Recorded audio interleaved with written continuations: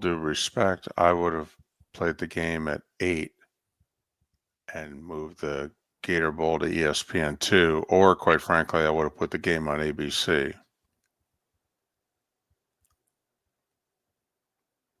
But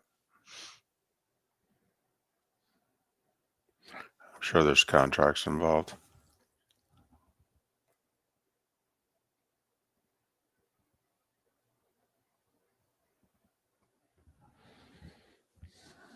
I think that's true, baby Jules. If you just did his first name, you couldn't last. If it was Scattaboo, you wouldn't make it through a quarter.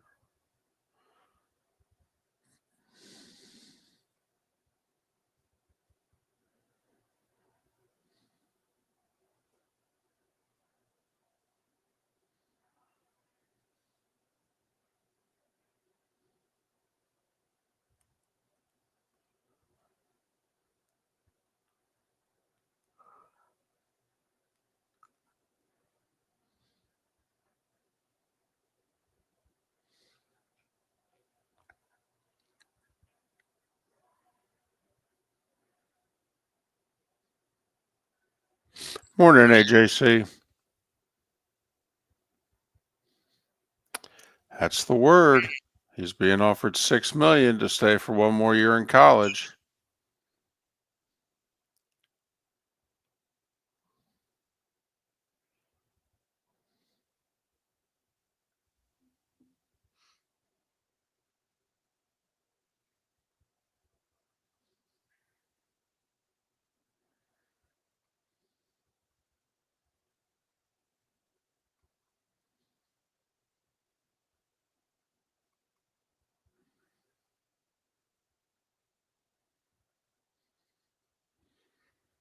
Or you'll take a win next week.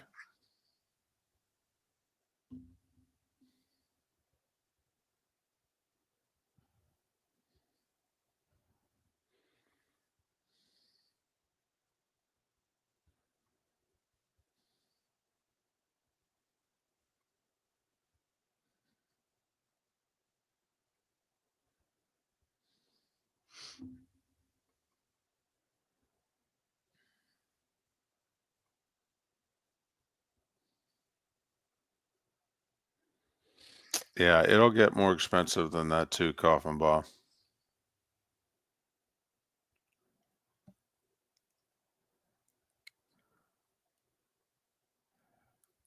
$114. Would you have to bet $1?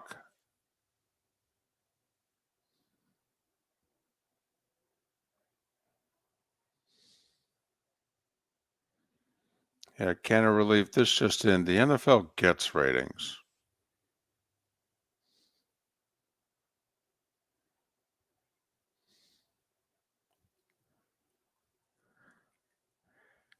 But yes, that would be a very appealing first round game.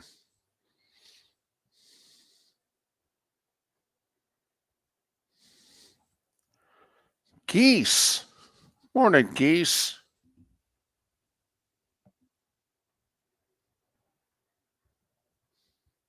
Looks like it's Stumpy. They're planning on it.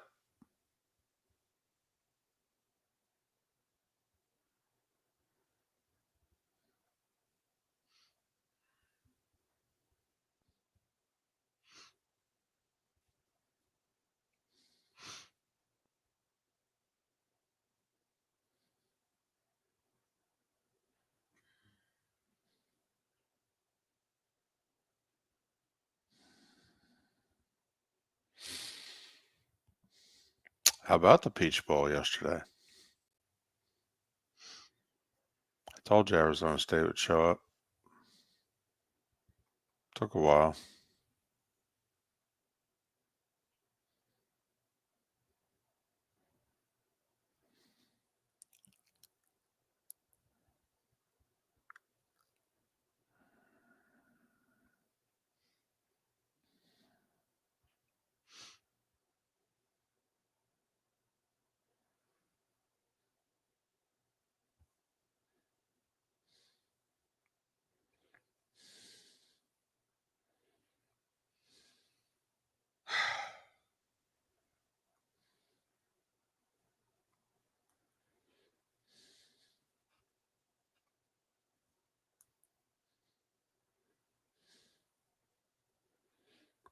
And we could have a 7. Yep. Top 4 seeds could all lose.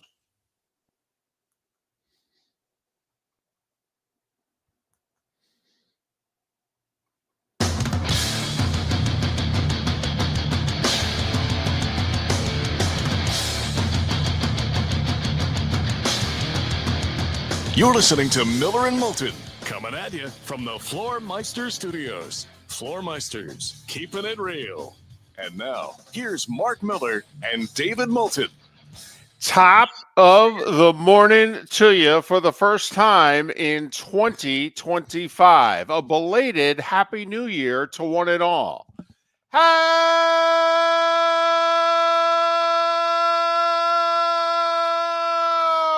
the heck are you? Miller and Moulton. MillerandMoulton.com, Miller_Moulton on X. Thanks so much for welcoming in a new year with us. We began this journey 3-4 acts ago in July of 2006, and here we are. Happy New Year. How are you? I'm doing well. Watched it. It's tragic why they didn't play the Sugar Bowl. It was nice not to have to stay up till 1 o'clock and watch a football game last night. But, wow, what a day. What a Peach Bowl. What a blowout in the Rose Bowl. And more football on the second. What a day. Yeah, I have a feeling we're going to talk a lot about the Peach Bowl, which when it was 24-8 in the fourth, I don't think most of us thought we'd be spending a whole lot of time talking about the Peach Bowl today. But Arizona State was winning the final rounds of the championship fight, Mark. All right. And it was an Ali rope-a-dope. Yes. And then all of a sudden, Ali came on strong. But are we okay with the 1, the 3, and the 4 not advancing to the semifinals, even though all 3 were underdogs in their respective games? Are we okay with that? Or are we hell-bent on, well, we got to do this differently, we got to seed them differently? Because, Mark, what I'm wondering is, did the Peach Bowl save, oh, we got to make changes, this sucks? Because let's face it, we hadn't had, Boise State hung around. They had their chances against Penn State. They were 10 down with chances for an hour.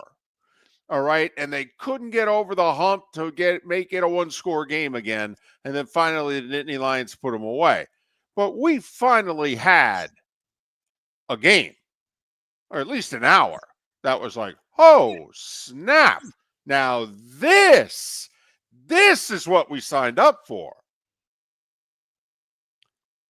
Arizona State may have saved the 12-team playoff yesterday, David, because I don't know how much complaining people are going to be doing about seeding today. They're going to be complaining about a non-call in a game that prevented Arizona State from having a realistic chance of winning in the final seconds. Yeah, we'll get to that. That's just ridiculous. We'll get to that. And I wonder if the lack of a call, because, David, Arizona State outplayed them outside of the first minute or 2 minutes of the game. They outplayed them for an hour and a half on TV.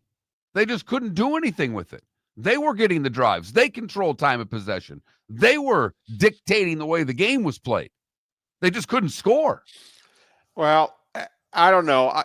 If we use the championship fight analogy, Mark, I thought the first 3 rounds, Arizona State was tight as hell. All right. And I thought the game was a combination away from being over early. I thought Arizona State was on the ropes early.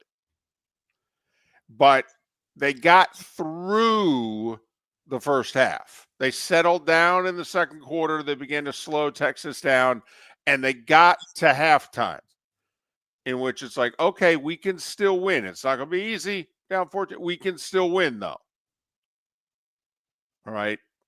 But you're right. I mean, in the third quarter, they're dominating and they got virtually nothing to show for it. I mean, they got 5 points to show for it, and they're controlling all the action. They ain't landing any big punches, though.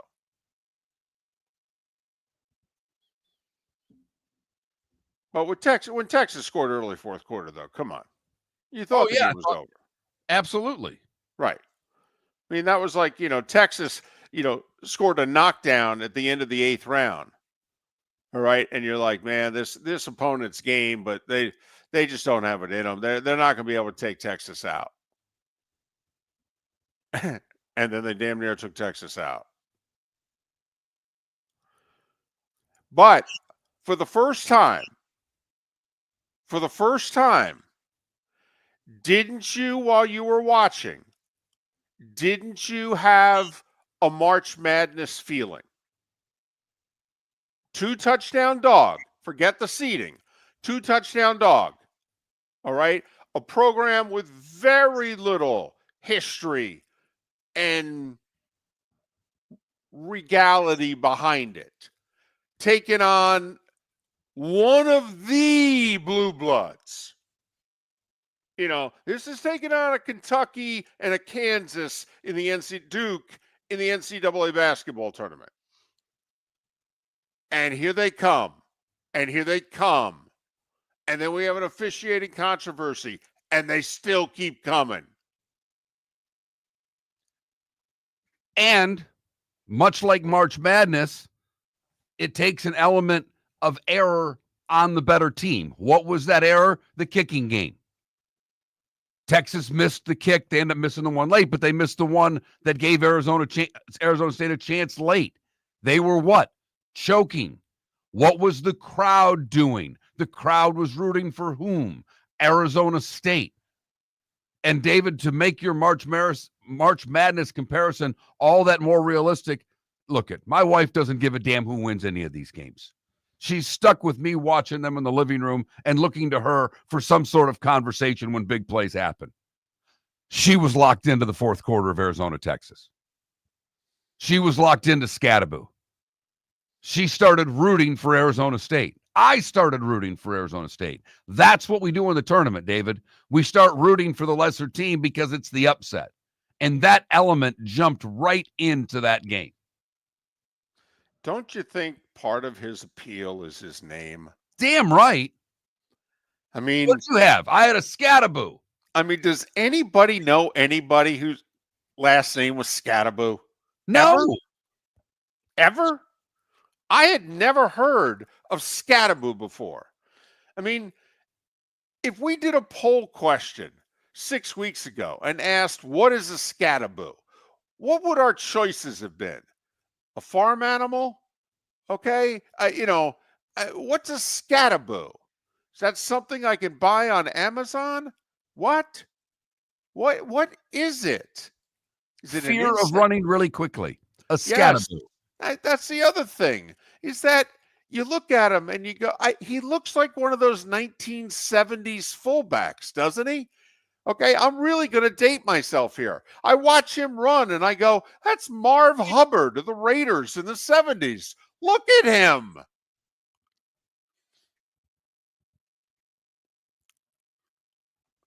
I have no idea if he's a great pro prospect or not. But, I mean, it's Scattaboo. What was that? Oh, man. West Virginia, Louisville, 20 years ago in the tournament. The kid from West Virginia who just kept hitting threes. All right. It's right there, and I know who you're talking about. I know. Okay. In which he hit like 6 or 7 of them, and we figure this guy's going to own a car dealership here pretty soon if they had held on and won and gone to the Final Four.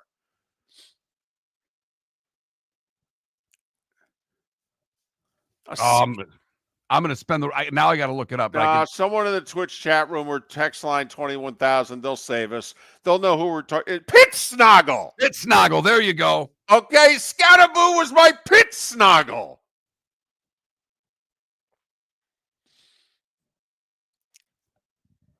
Love him. Listen, you know you're good when they give you the MVP award and you're on the losing team. Man. But that was fun.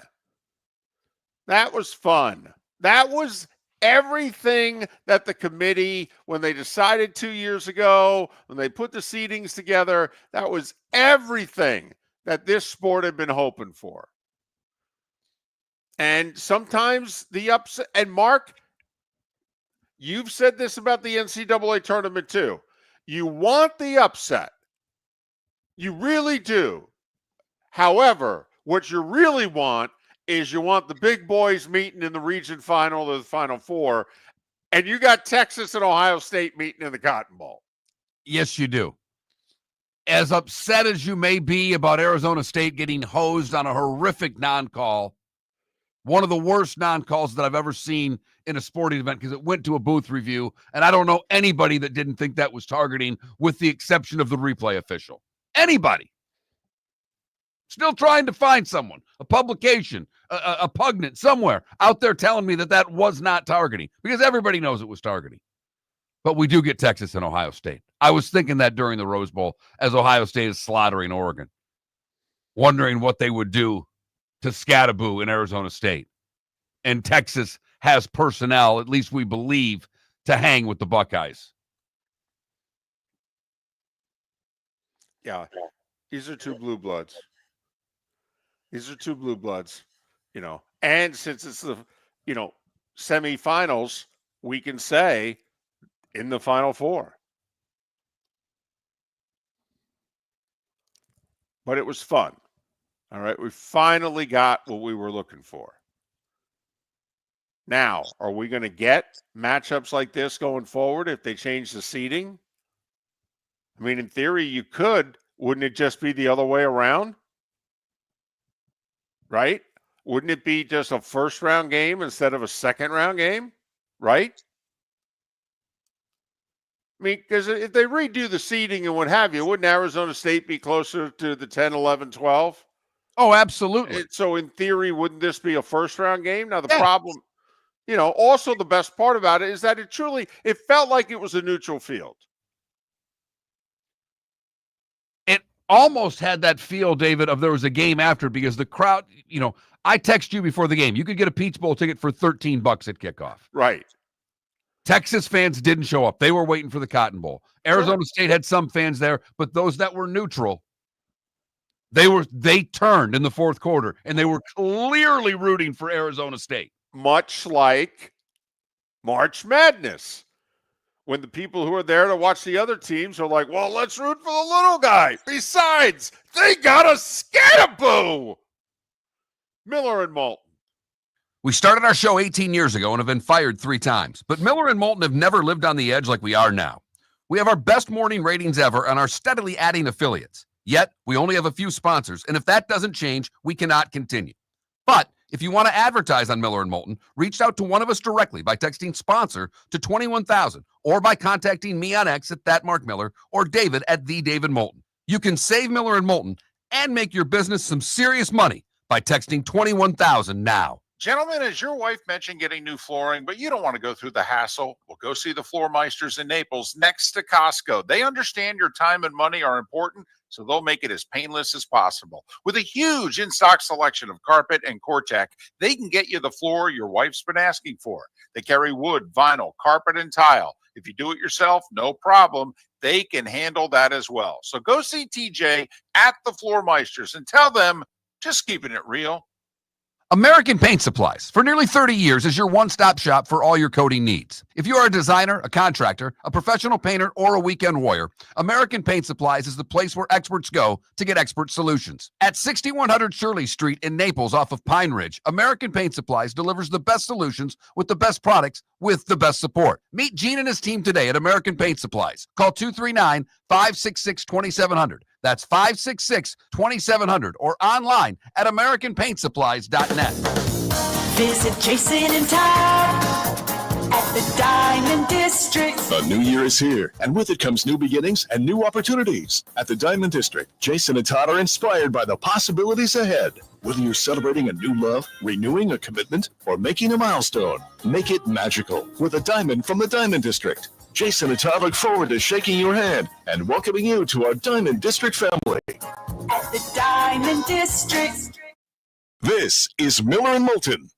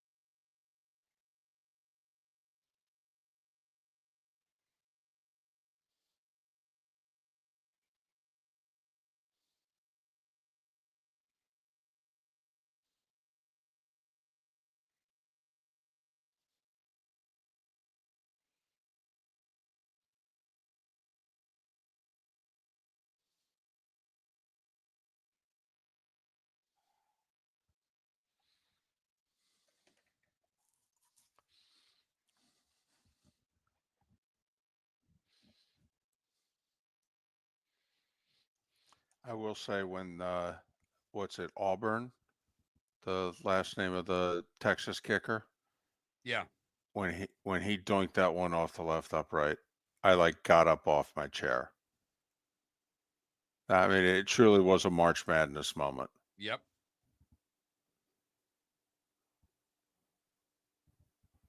And tell me you don't believe in the football gods. Tell me the football gods didn't at least say, hey, after the blown targeting, we at least got to go to overtime.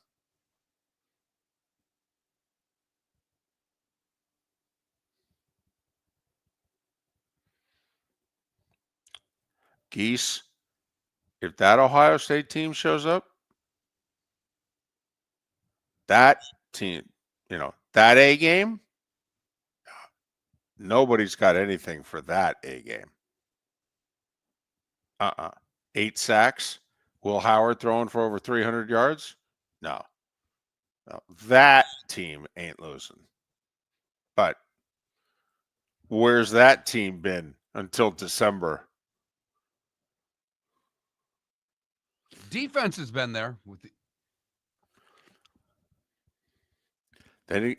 Tell you what, though, they didn't get a sack first game against Oregon. I mean, yeah. Hey, showed up.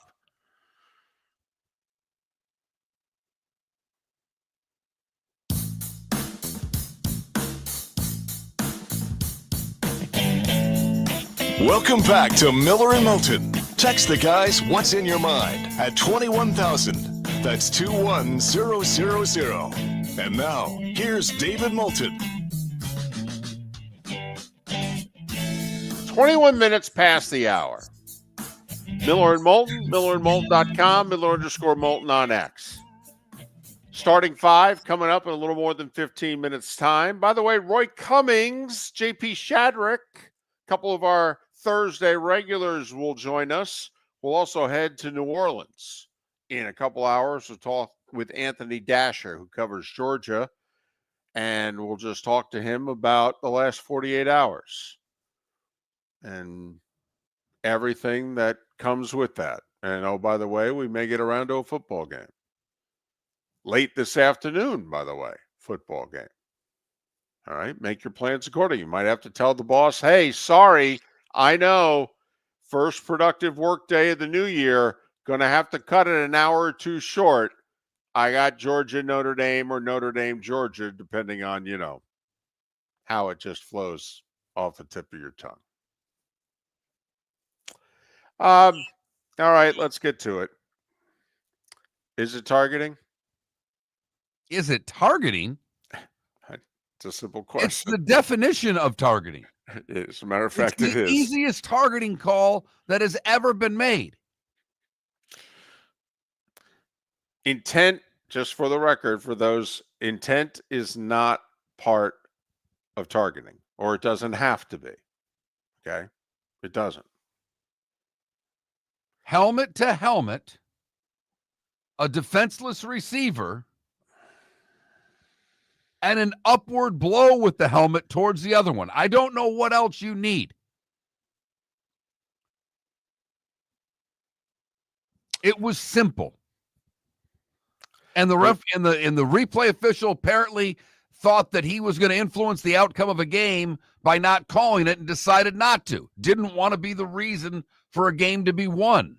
It could be the reason a game was lost. Never have understood that point of view from an official.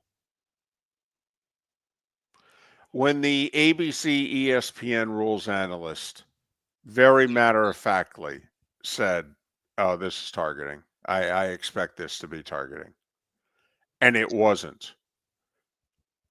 My thought was, well, then we have to get rid of the rule. Just take it out now. Or that replay official no longer needs to work. Because if you don't have the guts to call it because it's too big of a spot and you don't want to be seen as potentially influencing the outcome of the game, then you can no longer do that job. By the way, it was a Big Ten replay official. The Big Ten conference was the one in charge of it. Terry McCauley, who's the NBC rules official, he took to X right away. He's like, quote, clearly a targeting foul. That was his first post. He then said, basically, let me explain to you why it clearly is. He took aim at an opponent for purposes of attacking him with forcible contact. That's beyond making a legal tackle or a legal block or playing the ball. He led with his head. Remember, leading with his head doesn't mean head down, okay? It can mean where was the first point of contact? Head to head. He made forcible contact to the head and neck area of a defenseless receiver using his helmet. I mean, it's right there in black and white. And if you don't want the official to make that call in that situation because you don't want with 1 minute and 2 seconds to go in a tied quarterfinal, to have a 15-yard penalty, which puts one team not too far away from scoring position. By the way, a team that doesn't have a good kicker also. I mean, there's a really good chance if it came down to a field goal that Arizona State was going to be in trouble too. But, I mean, I'm sorry. Take the rule out of the book now. If we ain't calling it there, forget it. It's over. You can't be a rules official in a broadcast going forward and say with any confidence that you know what targeting is anymore. I don't know how an analyst, I don't know how Gary Danielson does a game, okay, going forward, all right, and knows what targeting is anymore. Well, that's clearly targeting. Well, it can't be any more clear than what we had with Texas and Arizona State.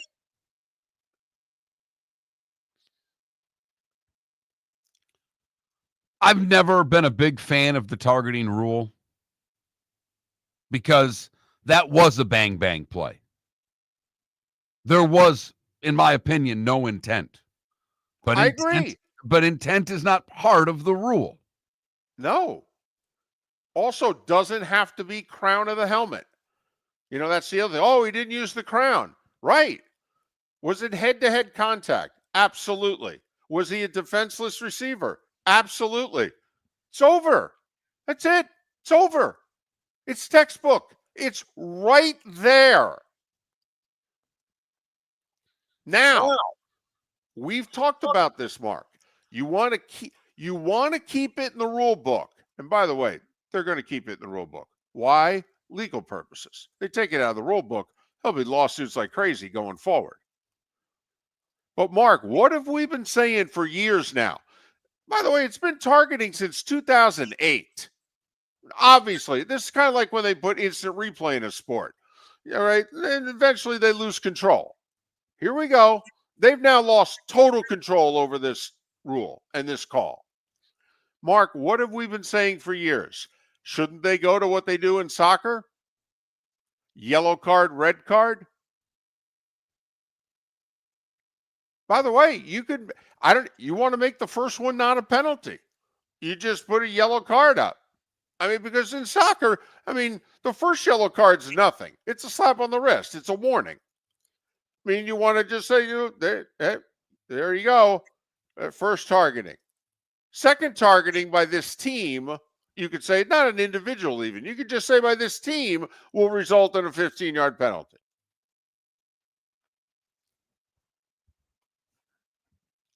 It was textbook targeting. It was. I'm not in favor of the rule. Never have been. I don't like it. I understand why it's in the game. I understand why it's called. And both of those things were clear yesterday. Clear. You know, Sonny in our Twitch chat room, don't you feel like with targeting now in college football, we're where we were in the NFL there for a year or so? We don't know what's a catch. What's a catch and a no catch? No, David, I actually know what targeting is. I saw it last night, or yesterday afternoon, rather. They didn't call it. Everybody knew it was targeting. Every announcer knew. I mean, you were on X. Everybody on X pointed out that it was targeting before. Wow, that's too bad. That's a targeting call.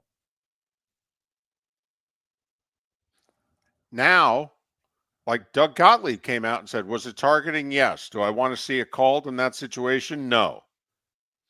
So he agreed with the no call because it was one of the officials influencing the outcome of the game. See, this gets to the point of, so with a minute or two to go in all sports, that's it. Officials put your, I mean, Mark, you wanted to get to where hockey was? Okay, for the longest time, basically once you got to the third period, they put the whistles away, but they certainly, once you got midway through the third, it was like, well, this needs to be a felony now.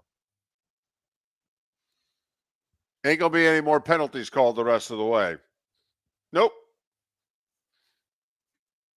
We already get that largely with holding in the fourth quarter of football games, that they don't call it nearly as much as they do in the first three quarters. Maybe it's because I wanted to see the upset that I'm bothered as much by this as I am. Well, that's the other thing. Do we think if it was the other way around, they would have called it on the Arizona State player if he hit the Texas receiver? And I'm being serious when I say that. The starting five is next. Thanks for listening, Miller and Moulton. Gentlemen, as your wife mentioned getting new flooring, but you don't want to go through the hassle, well, go see the Floor Meisters in Naples next to Costco. They understand your time and money are important, so they'll make it as painless as possible. With a huge in-stock selection of carpet and Cortec, they can get you the floor your wife's been asking for. They carry wood, vinyl, carpet, and tile. If you do it yourself, no problem. They can handle that as well. So go see TJ at the Floor Meisters and tell them, just keeping it real. Is snoring bothering your spouse? Would you like to sleep in the same bed again? Do you know that snoring can affect your sleep cycle and cause lower testosterone levels? At Sleep Treatment Direct, we have easy solutions. We have a simple laser procedure that can improve snoring in 10 minutes. If you would like to get back in the same bed or are looking for a natural way to treat low testosterone, give us a call at 239-444-1741. That's 239-444-1741. Or go to sleeptreatmentdirect.com. That's sleeptreatmentdirect.com. Sleep Treatment Direct. Sleep safe and sound. The Cape Coral Police Department is growing. They are currently looking for police officers and are offering a $10,000 signing bonus to newly hired officers. If you desire a career in law enforcement, or if you are already in law enforcement and thinking about making a move to a better agency, think Cape Coral Police Department. If you're looking for a police department that is committed to excellence, that invests in the highest level of training, state-of-the-art equipment, and some of the highest compensation in all of Southwest Florida, then the Cape Coral Police Department is for you. Visit capecops.com. That's capecops.com. Mark Miller for Molly Maid. Why Molly Maid, you ask? Trust. Moulton was a customer for 15 years. Affordability. Didn't I just say Moulton was a customer for 15 years? Worry-free services. Our professional house cleaners are fully insured and a 24-hour warranty. Call Molly Maids today at 239-774-5839. That's 239-774-5839 or online at mollymaid.com/FTMYERS. That's mollymaid.com/FTMYERS. This is Miller and Moulton.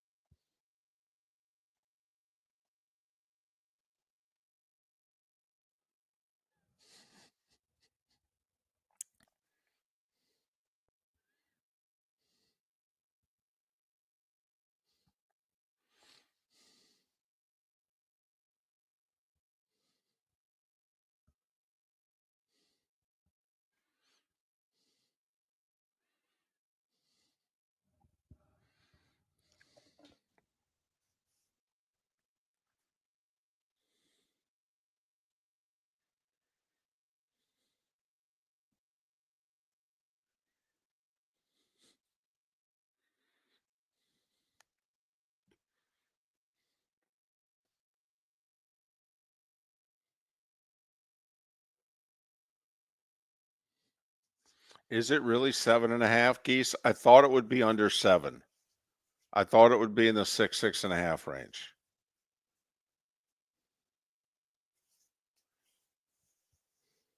I've got 6.5. Happy birthday, Paula.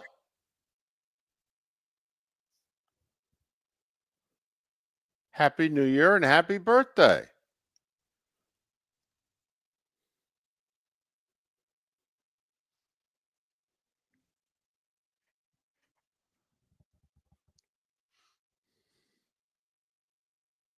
Fred would have been 83 yesterday. He was a New Year's baby? He was. I never knew that.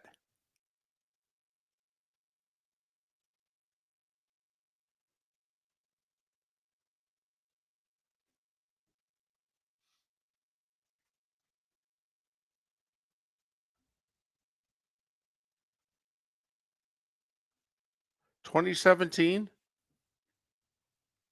Fred? Yeah.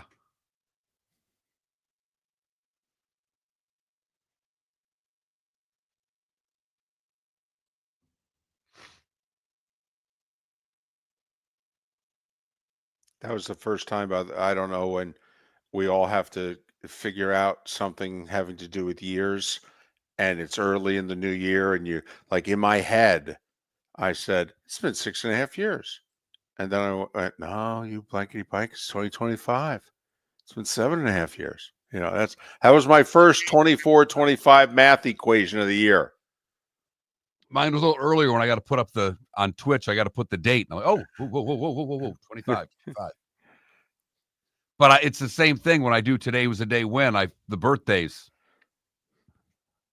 Yeah, sure. Now you got to add the extra year.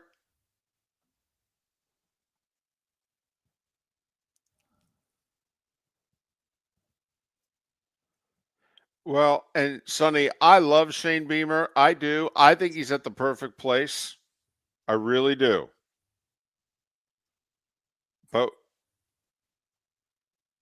But he is excitable.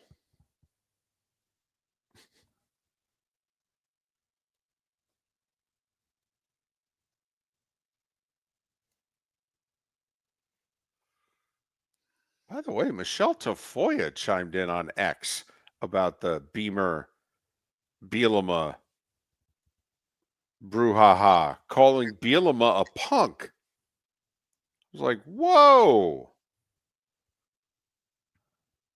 I think that's the Minnesotan in her, getting angry at the former Wisconsin coach there. Nice, Paula.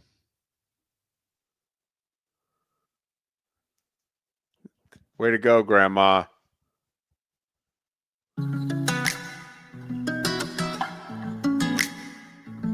Welcome back to Miller and Moulton. Text the guys what's in your mind at 21,000.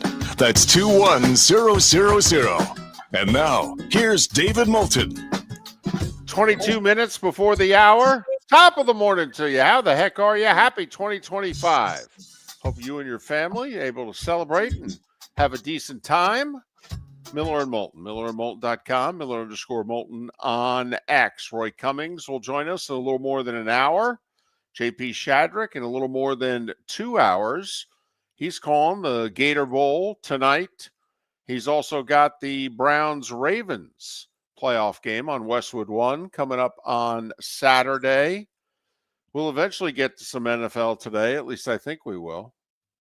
Got plenty of NFL news right in front of me here, so we might as well get to it. It is time for The Starting Five. 5 big stories you need to know. Here is the Starting Five. Well, we'll start with the aforementioned Peach Bowl. Texas in double overtime won it 39-31. They had a comfortable 16-point lead in the fourth, and here comes Arizona State. Tied it up. Texas misses 2 fourth-quarter field goals. Controversial non-targeting call with 1:02 to go, which would have set Arizona State up around the Texas 40. Plenty of time, timeouts to get in field goal range and or win it. Didn't happen. Texas advances to meet Ohio State. Buckeyes blew out top seed, undefeated Oregon 41-21. And it wasn't that close. No. Oh, my goodness, it wasn't that close. It was 34-0 late first half. Will Howard threw for 300-plus and 3 TDs. Travion Henderson, I don't even know if he had 10 carries. He had nearly 100 yards and 2 touchdowns. This just in, Jeremiah Smith, freshman wide receiver, Ohio State. I say you're the NFL. You can make him eligible for the draft now, can't you? You could give him a waiver. You know, he said if you cover him one-on-one, he's going to be. He told everybody before the game. He did. He told everybody. Yeah, he did. He had 7 catches for 187 yards and 2 touchdowns, and he did most of that in the first half. Dylan Gabriel, final college game, right? He's out of eligibility, we're pretty sure. He did throw for 2 touchdowns, but he was sacked 8 times. Dylan Gabriel. Ohio State, Texas. What do you have for a spread? 6, 6.5, 7, 7.5? What do you have? 6.5. 6.5 right now, Buckeyes? All right. That'll move up and down a half or a point. But I think that's right. They'll meet in the Cotton Bowl deep in the heart of next week.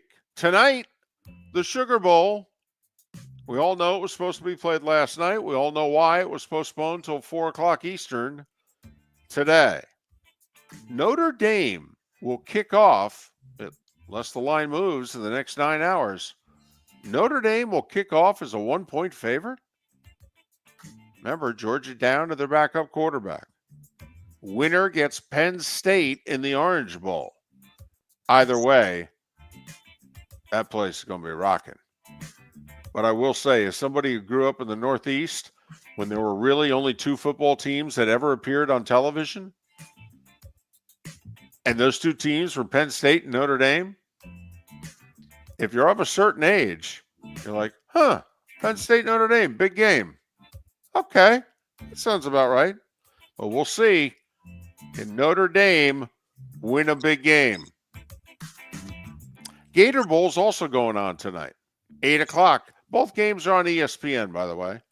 Duke and Ole Miss. Ole Miss a 17-point favorite. Wow. Don't you think Ole Miss has to represent for the SEC here? I mean, let's see. All the bubble teams. Alabama. Miami. South Carolina. I know. Everybody's opting out. Oh, they don't care about the bowl. Did you ever notice that you defend a team or a conference about not caring about the bowl when they lose? I was going to say Michigan had 4 defensive players opt out of the bowl game. Mark, Michigan had their 4 best players not on the field. Right. The 2 defensive tackles, the first-round pick at corner, and the Lovejoy there or whatever. Yeah, right. Hybrid, whatever you want to call him. He's going to go early second round at latest. Right. Yeah. But, Alabama obviously didn't care about the game, which was funny because I thought they were playing really hard there at the end. But anyway, lots of big NFL news, and it's big names not playing Week 18. Kansas City. The only one they will say publicly is not playing is Mahomes. We all know there's going to be about 12 other key guys not play, but the only one that they're saying is not playing for sure is Mahomes. Carson Wentz to get the start in Denver. By the way, Mark, what do you think the spread would have been? Chiefs playing their guys in Denver, final game of the year. What? Chiefs by 3, 4? Chiefs 4. Okay. Have you seen what the spread is now? Denver 3. 11. 11? I believe it's 11. 11. Wow. I believe it's 11. It keeps going up. I know that. The Rams are not going to start Stafford. They're going to start Jimmy Garoppolo. You remember Jimmy Garoppolo? Yeah. He's going to get a start with the Rams. Against Seattle on Sunday. Eagles decided not to play Saquon. He said, got to be honest with you, a little disappointed. I mean, chance for an all-time record. But I told the coach, it's your call. I'll do whatever you want. So Saquon will be the 9th player to reach 2,000 yards, but his 2024 season will officially go in the books at 2,005 yards. Looks as if Tua's not going to play for the Dolphins again because of his hip injury. They say it's unrelated to a hip injury he had in college. Do we trust anybody anymore about anything, never mind injury information? Particularly when it comes to Tua? Right. I mean, Bueller. So it looks like Tyler Huntley for a second straight game, who will face off against Aaron Rodgers. Rodgers said, yes, I will play. And I do realize this could be my last game, and not just for the Jets. It could be my last game. 20-year career. This will be start number 241. His former team, the Packers, now expected to be without cornerback Jair Alexander for the rest of the year. He finally had knee surgery on the torn PCL in his right knee. Packers finish up with the Bears. Green Bay will be either the 6 or the 7 seed. NBA. A lot of thoughts, well wishes going out to the city of New Orleans. The Pelicans said they felt it. They also felt sick to their stomach about what had happened in their home city. They were in Miami last night, were the Pelicans.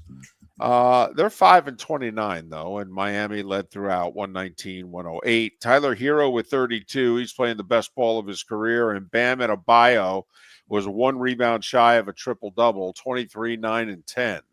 I think that's 20 of 21 losses for the Pelicans. So they were 4-9 before going on this run. And by run, we mean off a cliff.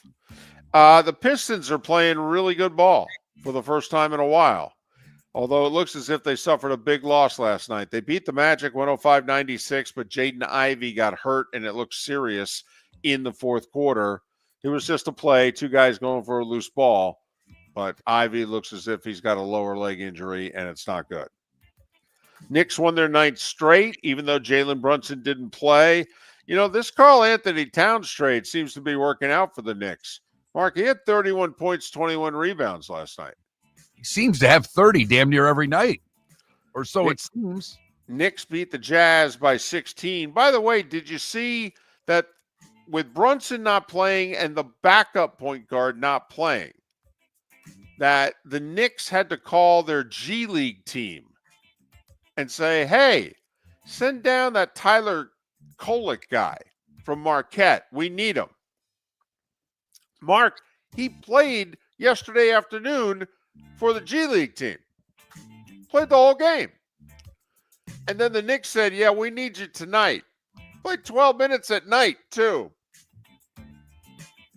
Just don't see that every day. No, you do not. Good paycheck day for him. Get that call up, get that 1 day, or I think you got to do a minimum of when you get called up, it's a 10-day contract, right? I think he'll have to. I know he's on the roster, but yeah, I think they'll have to keep him for a little bit. Jokic, 23 points, 17 rebounds, 15 assists. And Sacramento scored the final 15 points of the game to come from 9 down and beat the Sixers 113-107. College hoops, only one ranked team played yesterday. UConn beat DePaul 81-68. But there were some interesting games. First off, start of ACC play. First game for the Canes, life after Larinaga. BC beat them 78-68 in Chestnut Hill. Louisville beat North Carolina. North Carolina's 8-6. Now, they beat like UCLA and Dayton, but I don't know if North Carolina's a tournament team. Not right now, they're not. Smallest front line like in North Carolina history. And Louisville scored the final 10 or so points of the game to pull away and win. By the way, one of the remaining unbeatens got beat. Drake lost to Illinois Chicago 74-70 to suffer their first loss. There are 3 unbeatens left, Mark. Tell me if you see or hear something in common. They are Tennessee, Florida, and Oklahoma. Huh. Uh-huh. What conference do they play in? That'd be the SEC. Big week this week. SEC play begins. Got some big-time matchups. By the way, last night, Connecticut DePaul was a system play, David. Ranked team on the road. 12.5-point spread. UConn won by 13. Good thing we didn't play it. Women's action. UCF a loser to West Virginia. South Florida winner in overtime against Charlotte. One hockey game last night. Darcy Kemper with 33 saves. The Kings shut out Seth's Devils 3-0. And at 10 minutes before the hour, that was the starting five. 5 big stories you need to know here on Miller and Moulton. So how'd it go with Seth on Tuesday, by the way? Well, we didn't talk as much college football as I would have liked because Seth doesn't watch college football. Right. He is a typical Northeastern native. Yes. College football does not resonate with him at all. One bit. Nope. A little bit of Syracuse he watches, and that's it. Because that's his alma mater. Yep. That's the sport. And big section of the country, too. A lot of people live in it. You know, Philly, New York, Boston, some major cities. A few electoral votes, I'm told. And, they don't watch the sport. You know who they will watch, though? Notre Dame. A little bit of Penn State. You know who they will watch, though? Notre Dame. This is one of the few times, I'm not kidding, all right? ESPN can't lose tonight with Georgia Notre Dame. They can't. All right. Georgia's become a national brand in the last half dozen years. Georgia gets great TV ratings now. They didn't from Herschel Walker to now, but in the last half dozen years, Georgia gets ratings. But Georgia doesn't get Notre Dame ratings. Never mind Notre Dame in a game, of consequence. Texas, Ohio State on one side, Penn State and the winner of Georgia Notre Dame on the other. Remember, Mark, what is this? This is a TV show, David, but I'm going to this TV show, and I do not need Notre Dame to win. Go Dogs. I cannot express this. I'm going to have to root for Penn State. Yes. I don't want to root for Penn State. But you're going to have to because you hate Notre Dame. Right. More than any other school playing football. Bingo. Including Michigan, and you're a Michigan State guy. In fact, I don't know if you've been to a game in that stadium since the last time you saw Notre Dame in a big game in that stadium. I haven't. Have not seen a football game there since Alabama Notre Dame. So every 12 years, you drive across the alley. By the way, with them moving the game up. Oh, no, you're not going to today's game. You're going to next week's game. Right. So, Miller and Moulton. Roy Cummings in an hour. JP We started Shadrick our show in 2 18 hours. years ago and have been fired 3 times, but Miller and Moulton have never lived on the edge like we are now. We have our best morning ratings ever, are steadily adding affiliates, yet we only have a few sponsors. And if that doesn't change, we can't continue. But if you want to advertise on Miller and Moulton, reach out to one of us directly by texting sponsor to 21,000 or contact Mark on X at @MarkMiller or me at @DavidMoulton. You can save Miller and Moulton and make your business some serious money by texting 21,000 You now. have a sleep problem but don't want to wear a CPAP mask? This is Mark Miller for Sleep Treatment Direct. The mask wasn't working for me, and I didn't think I had an alternative. I do. We all do. They have such simple alternatives with greater success than the mask. Visit sleeptreatmentdirect.com. That's sleeptreatmentdirect.com. And if you are like me and your CPAP machine isn't working for you, it's time for a change. Call 239-444-1741. That's 239-444-1741. Sleep Treatment Direct. Sleep safe and sound. The world-famous cigar bar started as a neighborhood place in downtown Fort Myers, and now it's a brand, a destination, with 4 locations. The original place, Henry Street, Fort Myers, Gulf Coast Town Center, on Southeast 47th Terrace off the Cape Coral Parkway, and the Lounge on West 1st Street in Fort Myers. A place to go, whether you just need a relaxing drink and a smoke after a tough day at work, or a place to go celebrate. From relaxation to celebration, the world-famous cigar bar. Honey, you want to come out? I haven't seen you since Glass Doctor installed our custom shower enclosure. No thanks. Well, you can't keep eating breakfast in the shower, and laminating your magazines is getting expensive. You remember we have guests coming over tonight, right? Oh, I'm sure they'd love to see the shower. It's our neighbors, and I highly doubt they want to be hanging out in our bathroom. The shower's so good, you'll never want to leave. Visit glassdoctor.com today and schedule an appointment online. American Paint Supplies, for nearly 30 years, is your one-stop shop for all your coating needs. If you are a designer, a contractor, a professional painter, or a weekend warrior, American Paint Supplies is the place where experts go to get expert solutions. At 6100 Shirley Street in Naples off of Pine Ridge, American Paint Supplies delivers the best solutions with the best products with the best support. Meet Gene and his team today at American Paint Supplies. Call 239-566-2700. That's 566-2700 or online at AmericanPaintSupplies.net. Mark Miller for Molly Maid. Why Molly Maid, you ask? Trust. Moulton was a customer for 15 years. Affordability.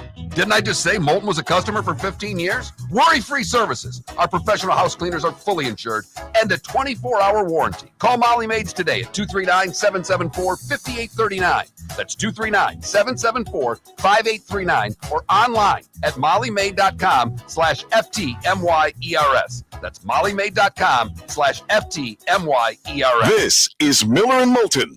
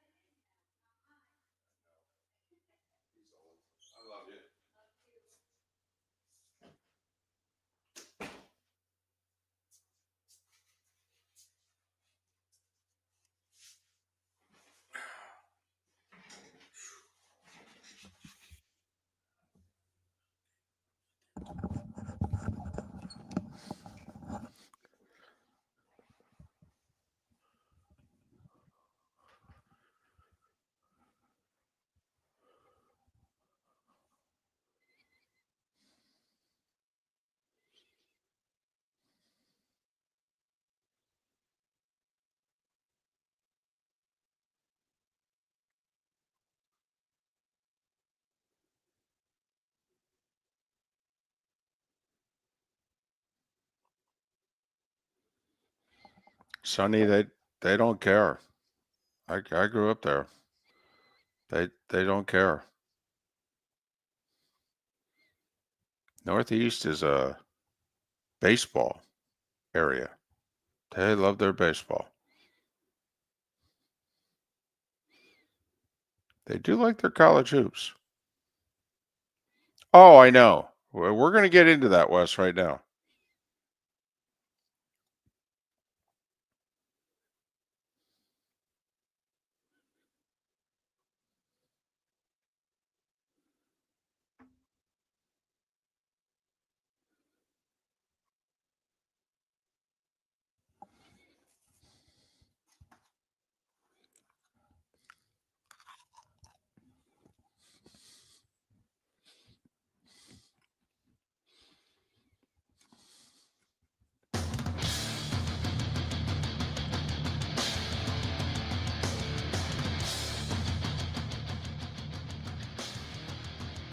You're listening to Miller and Moulton, coming at you from the Floor Meister Studios. Floor Meisters, keeping it real. And now, here's Mark Miller and David Moulton. Hour 2 of the new year on Miller and Moulton, millerandmoulton.com, Miller_Moulton on X. Thanks so much for being with us. Roy Cummings, 1 hour from now. JP Shadrick, 2 hours from now. Hey, why couldn't they push the start of the Rose Bowl back? I have no idea. The Rose Bowl apparently must start at 5, David. I mean, everything gets moved. Everything in sports. They move tee times at Augusta, for goodness sake. Now, they don't necessarily do it for CBS, but I mean, everything gets moved. But apparently you're not allowed to move the start of the Rose Bowl? David, I found out when they said, and they may have had the graphic on, but I'm locked into the game. I'm not watching graphics. I'm just locked into the broadcast.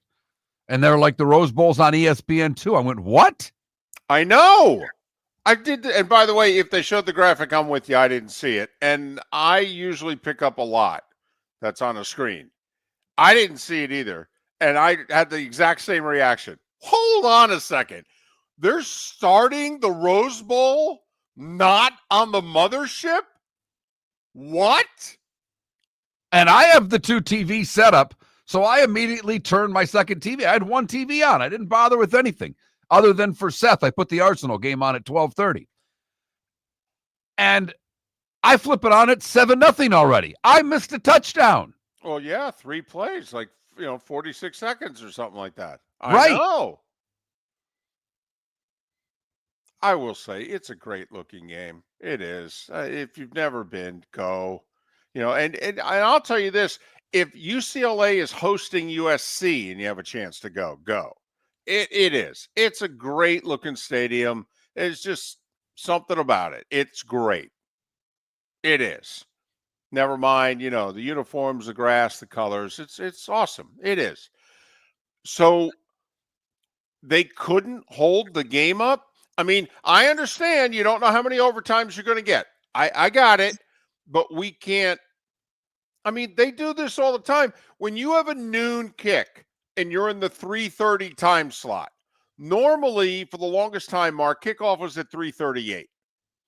And if the noon game is going over, all right, it's called sliding the kickoff. And they would slide the kickoff. And usually you had about 7 minutes. You could slide it to as far as 3:45. And then you had to kick. They couldn't slide the Rose Bowl kickoff. They couldn't give, 10 minutes? 5:15? I mean, by then also, Mark, we knew we weren't having a Sugar Bowl.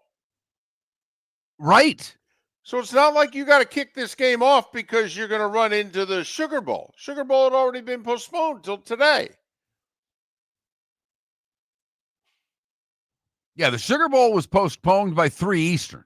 So it had nothing right to do with the start time of the Rose Bowl, if you know what I mean. Now, the word is it's because of the sunset. I'm not making this up. The word is they don't want to slide it because the sunset happens at a certain time and they want the shot.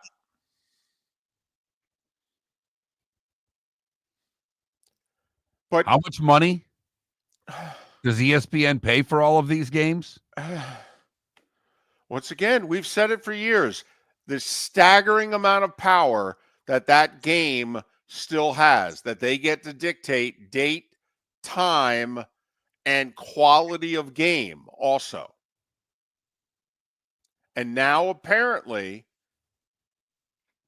when a college football quarterfinal is going into overtime, they get to say, well, I don't know, find another network because we're kicking off here in 3 minutes. I'm sorry, did you guys not cash our check? Did you not notice? all the numbers on the check? Yeah, we're going to hold this for 15 minutes. Well, then you're going to miss a lot of action because we're kicking off in 3 minutes. What?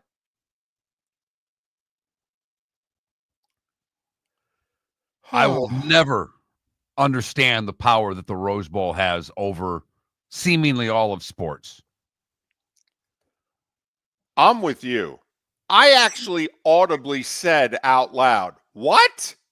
When Tessitore there announced, and the Rose Bowl is starting on ESPN2. What? I don't get it. I don't get it. I mean, we schedule these games for what? So we can see all of the games. They slide NFL playoff games when the game before them goes to overtime. They've slid the conference championship game because the conference championship game before them has gone to overtime. The National Football League. Not the Rose Bowl. No. Rose Bowl's got a kickoff. It's time. We had a parade, and now we're ready for the game. What? And the parade will be televised. Man, thank goodness Texas won it as quickly as they did with the way Ohio State was scoring. I mean, we might have turned over. It could have been 17-0.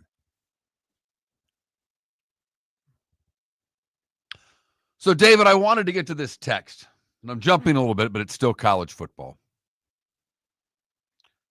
And I guess I found someone who thought it wasn't targeting. Oh, well, please do tell. If you really look, you'll see the Texas player didn't leave his feet. He didn't launch himself. He didn't crouch before the tackle for more force. He didn't lead with his helmet. He came up head and chest first. My only question to this person is if he didn't lead with his helmet and the helmet wasn't the first point of contact with the other helmet, what did he lead with? He doesn't have to leave his feet for it to be targeting. There doesn't have to be intent, by the way, for targeting. I mean, virtually everything that person said is correct. The problem is it's irrelevant. It's forcible contact with the head or neck on a defenseless receiver. That's targeting. Forcible contact of the head or neck area on a defenseless receiver. It does not have to be launching. It does not have to be crown of the helmet. It's forcible contact with the head or neck of a defenseless receiver. It's textbook. And yes, I know it didn't feel right. A minute to go. Great game. Oh, I don't want him to call it now. Okay? It's like basketball. Oh, don't call the foul. Yeah, there might have been contact, but come on, don't send him to the line. Well, he fouled them. What am I supposed to do? And we have to give up with the idea of we don't want the officials to have an impact on the game or the replay official to have an impact on the game. By not calling it, he had an impact on the game. Now, I do need to clarify. The replay official on site did not make this call.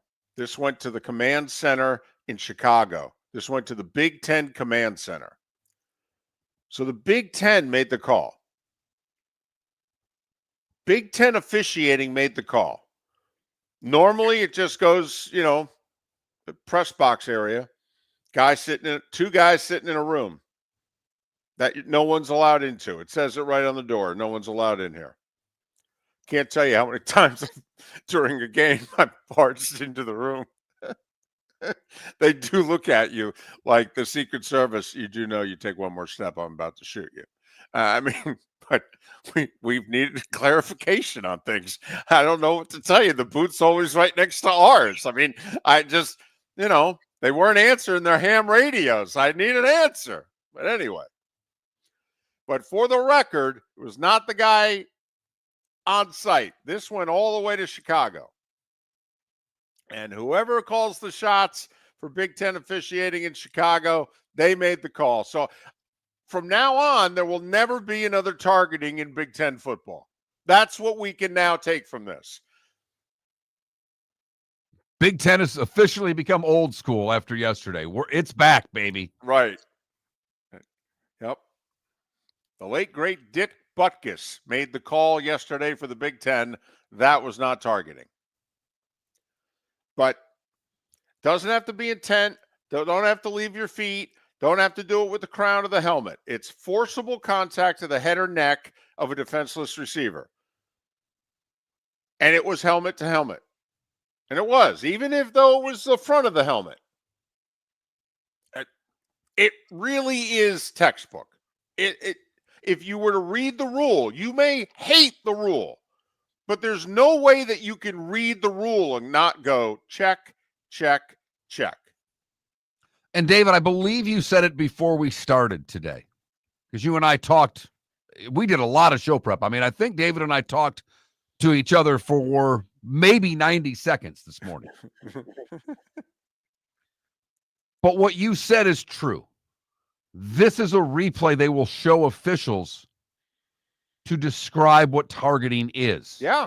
When they meet in April or May and they have their big conference and what have you, all right, they show, now this is a clear textbook this is a clear this, this would be what they would show.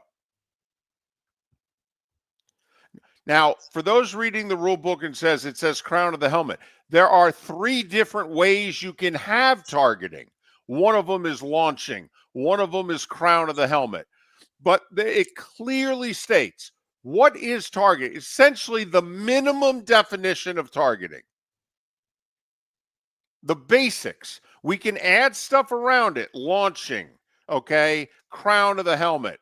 But the basis of targeting, forcible contact to the head or neck region, okay, of a defenseless receiver. There's not a single, the fascinating thing about this, Mark, is not what yahoos like us think. It's the fact that the only rules official who thinks it's not targeting was the Big Ten office in Chicago. Because everybody else they put on camera. Everyone. ESPN put guys on. Everybody put guys on. Right. They went to X and posted, and all of them said that it was targeting, with the exception of the Big Ten official. We started our show 18 years ago and have been fired 3 times, but Miller and Moulton have never lived on the edge like we are now. We have our best morning ratings ever and are steadily adding affiliates. Yet, we only have a few sponsors, and if that doesn't change, we cannot continue.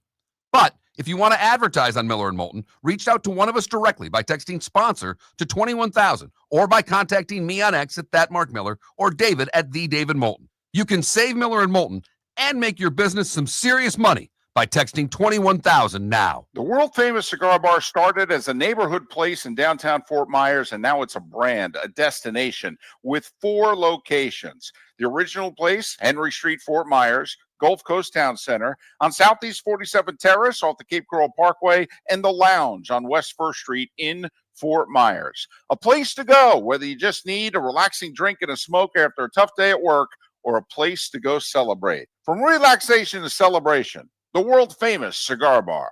Gentlemen, as your wife mentioned getting new flooring, but you don't want to go through the hassle, well, go see the Floor Meisters in Naples next to Costco. They understand your time and money are important, so they'll make it as painless as possible. With a huge in-stock selection of carpet and Cortec, they can get you the floor your wife's been asking for. They carry wood, vinyl, carpet, and tile. If you do it yourself, no problem. They can handle that as well. So go see TJ at the Floor Meisters and tell them, just keeping it real. The Cape Coral Police Department is growing. They are currently looking for police officers and are offering a $10,000 signing bonus to newly hired officers. If you desire a career in law enforcement, or if you are already in law enforcement and thinking about making a move to a better agency, think Cape Coral Police Department. If you're looking for a police department that is committed to excellence, that invests in the highest level of training, state-of-the-art equipment, and some of the highest compensation in all of Southwest Florida, then the Cape Coral Police Department is for you. Visit capecops.com. That's capecops.com. This is Miller and Moulton.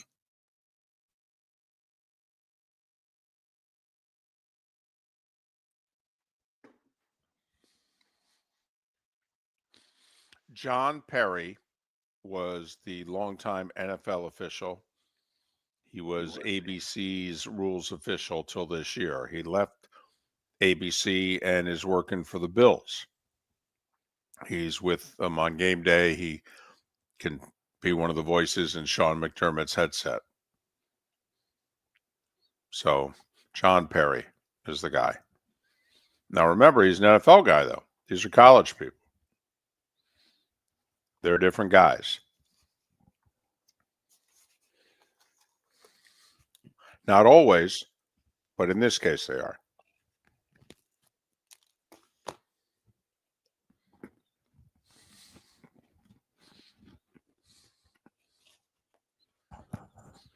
Only my first day. Tell me if you would agree with this or not. The NFL would release a statement afterwards, though. In a controversial situation, they would release a statement as to why they did what they did or didn't do what they didn't do. That is another one of the reasons about not having a commissioner.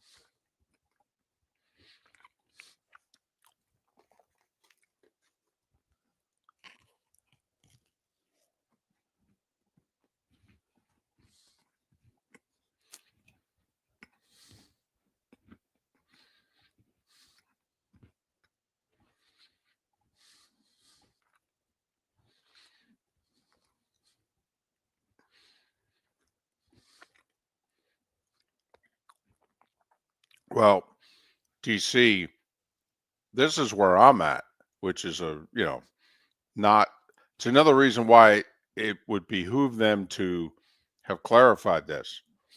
I'm thinking that the Big Ten took care of the SEC.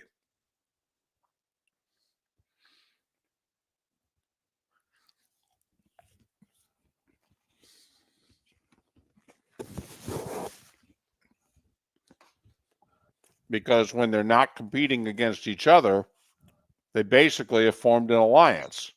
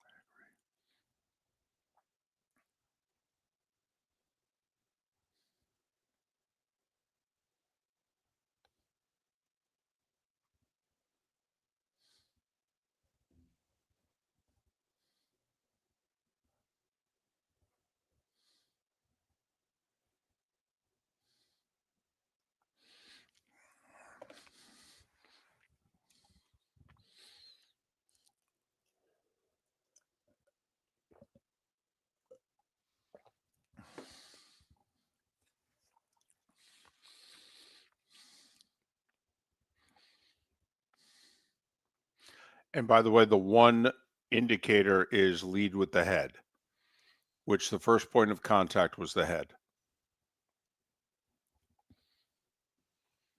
Listen, I'm glad they didn't call it, because to me, that's a football play.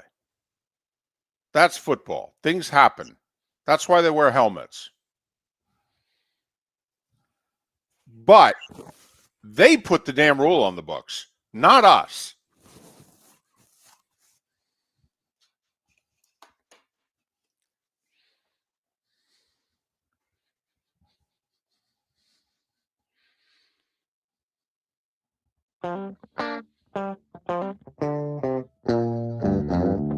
You're listening to Miller and Moulton.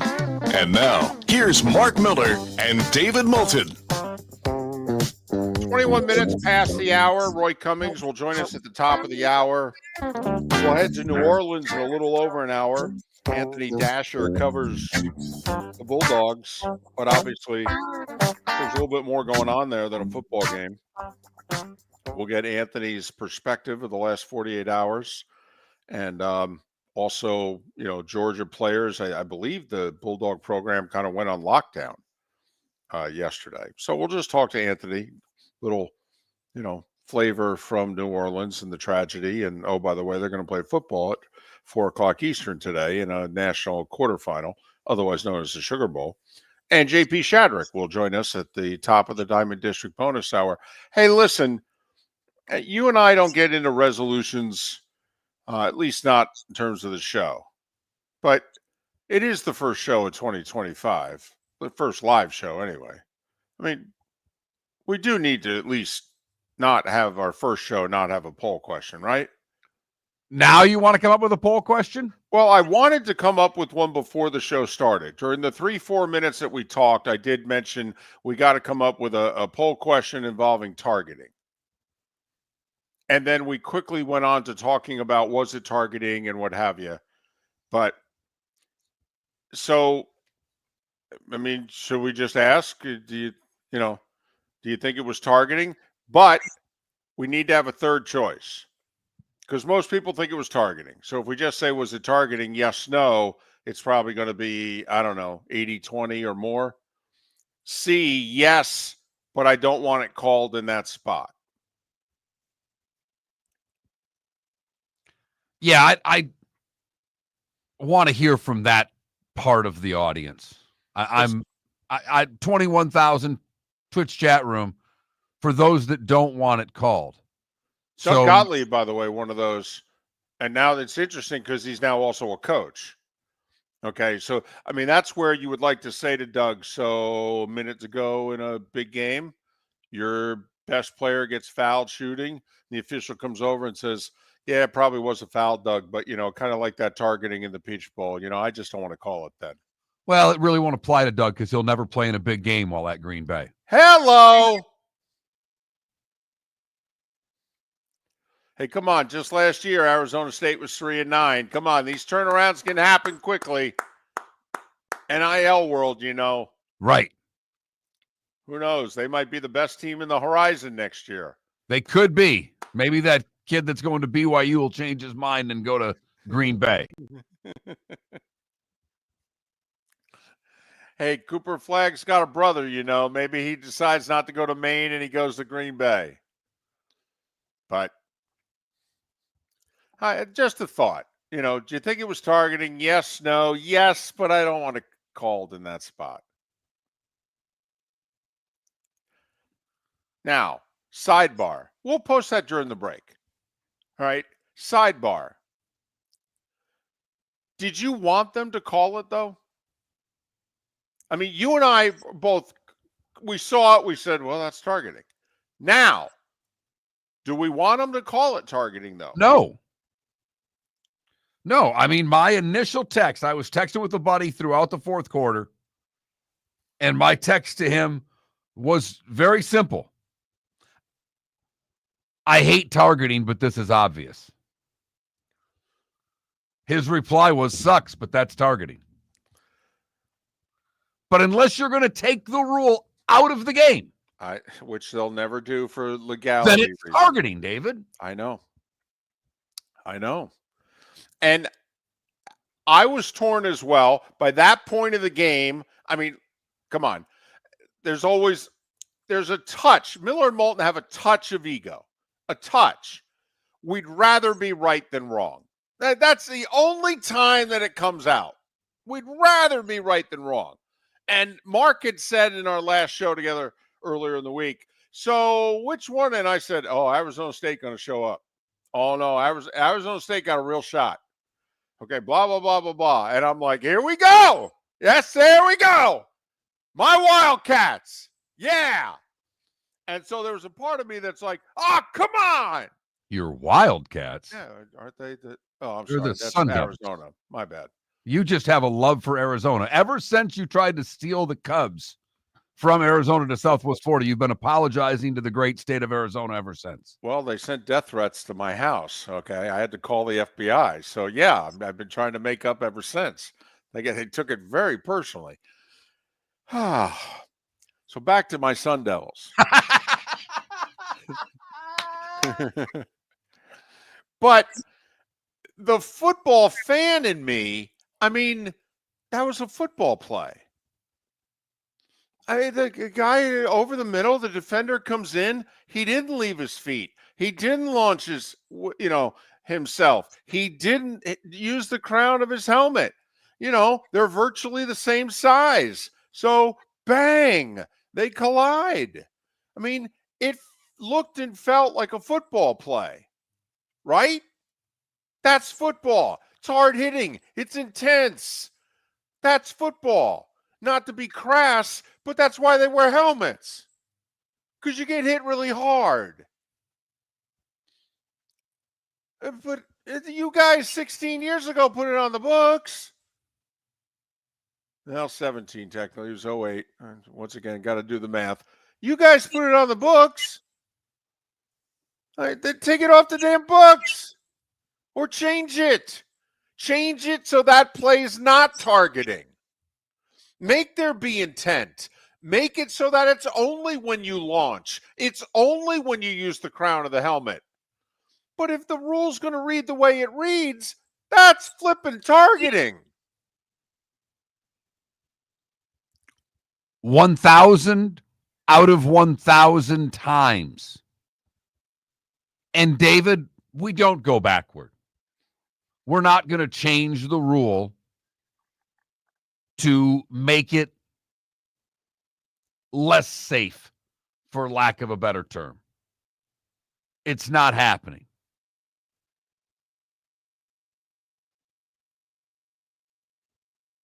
You made a great point earlier.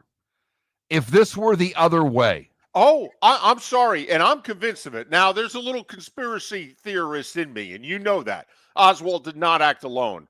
But I'm absolutely, as it was going down, I said, well, if that was a Texas receiver, they'd call that on Arizona State. So come on, tell me you didn't think it. Tell me everybody listening didn't for a split second. Tell me you didn't think, oh, well, if that was the big boy, you damn right. Keep the drive alive to win the game, damn right that'd be targeting. Come on, tell me you didn't think it. That's the part that haunts me right now, is that I know you're right. And here's the thing, and this is another reason why. This is not Miller and Moulton being media guys saying you need transparency, this, that, and the other thing. It benefits you. It really does.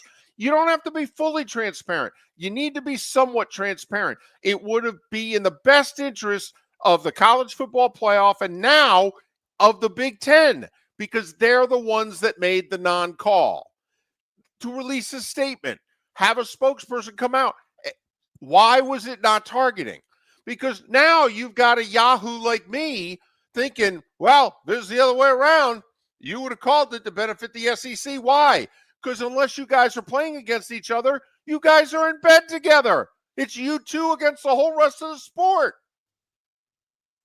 And the fact of the matter is, we'll more than likely, who knows, Arizona State could have played Ohio State, and Ohio State may have played their C game, and Arizona State may have played them tough. The odds are we are going to get a much better semifinal game with Texas and Ohio State than we would have in Arizona State and Ohio State. So the fan, I think, will benefit from a football standpoint. But we now go into every game more confused than we did the prior game. And the sport has obvious politics and alliances. So, I mean, yeah, I'm a Yahoo, but how can you blame me from thinking what I'm thinking? I mean, the commissioners of those two conferences get together to meet just the two of them. We don't think it then filter down the hallway to the officiating room? We started our show 18 years ago and have been fired 3 times, but Miller and Moulton have never lived on the edge like we are now. We have our best morning ratings ever, are steadily adding affiliates, yet we only have a few sponsors. And if that doesn't change, we can't continue. But if you want to advertise on Miller and Moulton, reach out to one of us directly by texting sponsor to 21,000 or contact Mark on X at that Mark Miller or me at the David Moulton. You can save Miller and Moulton and make your business some serious money by texting 21,000 now. American Paint Supplies, for nearly 30 years, is your one-stop shop for all your coating needs. If you are a designer, a contractor, a professional painter, or a weekend warrior, American Paint Supplies is the place where experts go to get expert solutions. At 6100 Shirley Street in Naples off of Pine Ridge, American Paint Supplies delivers the best solutions with the best products with the best support. Meet Gene and his team today at American Paint Supplies. Call 239-566-2700. That's 566-2700 or online at AmericanPaintSupplies.net. Wine glasses never fall over until you get a brand new rug. Oh no! Ketchup bottles act normal till you're wearing a new shirt. Oh, you kidding me? And rocks lie peacefully on the road till the day you get a brand new windshield. Then they fly up off the road and attack without mercy. That's why new windshields from Glass Doctor come with our windshield protection plan. Unlimited repairs and 1 replacement for 12 months. Don't just fix it, protect it. Glass Doctor. A neighborly company. Mark Miller for Molly Maid. Why Molly Maid, you ask? Trust. Moulton was a customer for 15 years. Affordability.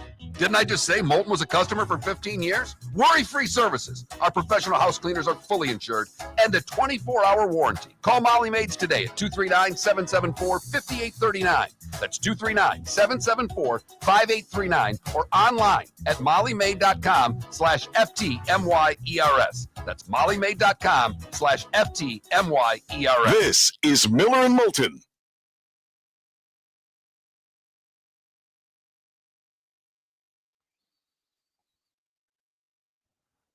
All right. A couple of things here in the Twitch chat room. Only my first day. Once again, it's John Perry, not Dave Perry. Dave Barry was the great Miami columnist. John Perry. Who was it who mentioned the all-out blitz on 4th and 13? Totally with you. You showed it on 4th and 8. They got the procedure penalty. You can't come with it again because Ewers changed his protection. He brought in the extra blocker. They were told they had 7 guys to block your 6. You couldn't come with it again. You could show it again. You had to back out. Totally agree. You can't cover the receivers one-on-one.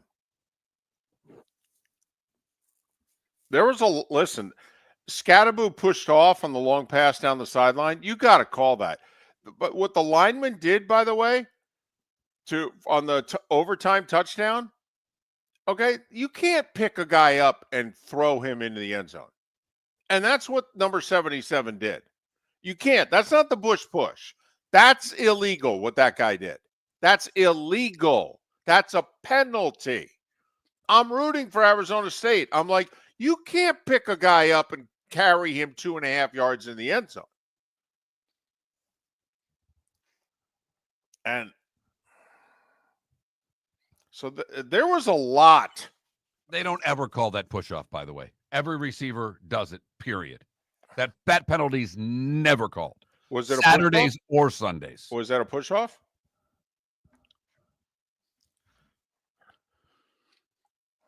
But you're right. I mean, they don't ever call that.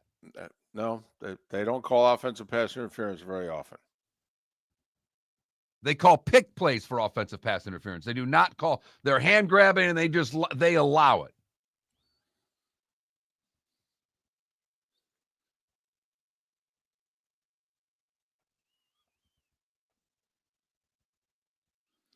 But you can't do what number 77 did for Arizona State. You cannot. That was not pushing from behind. That was grabbing him, rolling down to the ground now so he's on top of you, and throwing him into the end zone.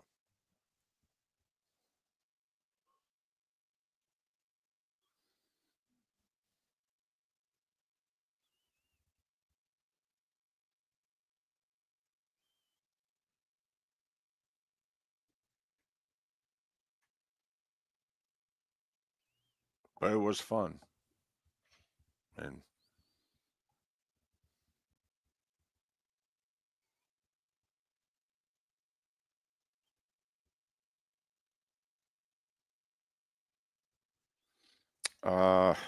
how did Macaulay word it? Let me find it here.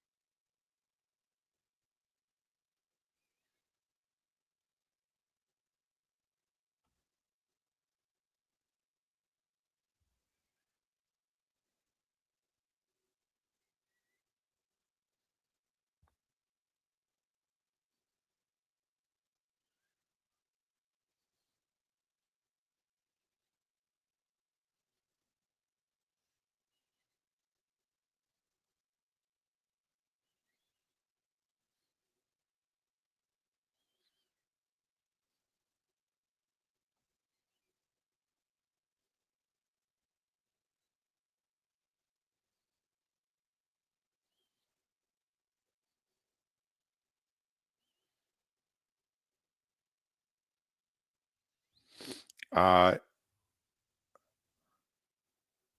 think it's called helping the runner.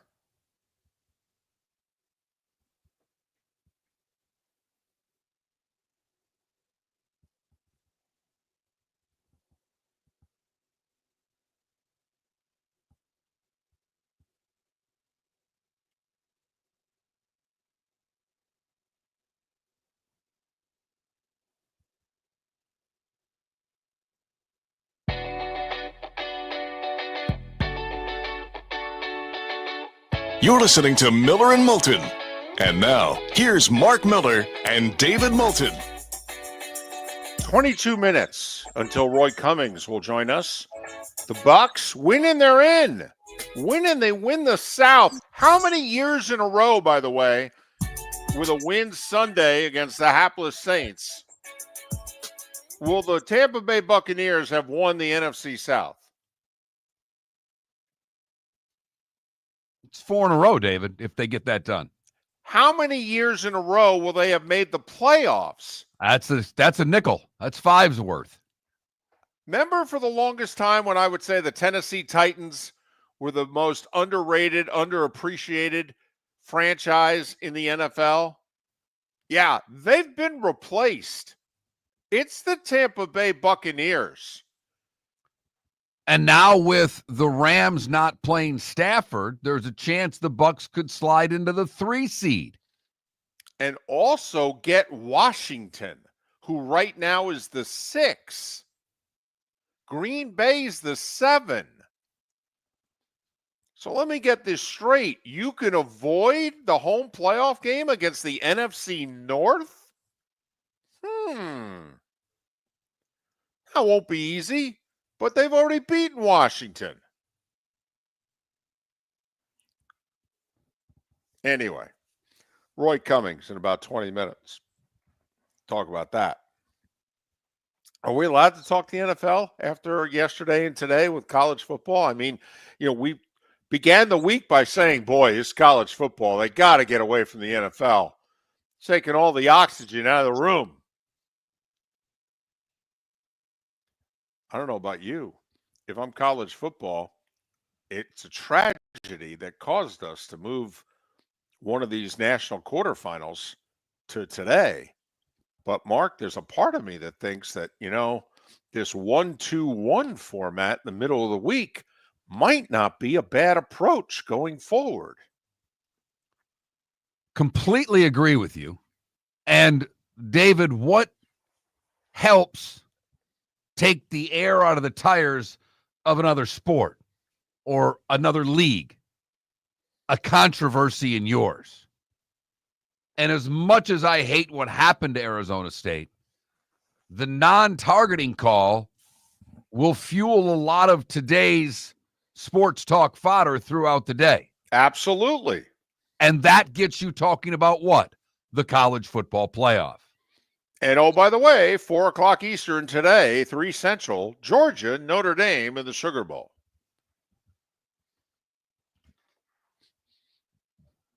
Couple of marquee brands late afternoon to entertain you, hopefully. Sidebar. Has this year and so far the bowls and even the playoff, has it brought the SEC down to the level of the Big Ten? Well, if you watched the bowls, maybe, and I don't know how many people watched Alabama, Michigan, Illinois, South Carolina, but the SEC's 2 teams that were supposed to be the hot teams and get into the playoff both got beat. And got beat by Big Ten teams. I thought Brett Bielema, after the game in which he said, hey, big game. We took it seriously. And 10-win season. We haven't had many of them at Illinois. We're very proud of it. And he said, no, I'm not pounding the table making the case that we should have been in the playoff or anything.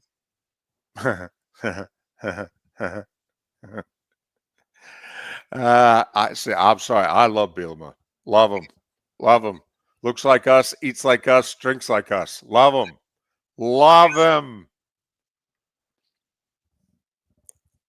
Little spat with Beamer there towards the end of that game. Man, then they continue it on social media for a day and a half. Now we're talking.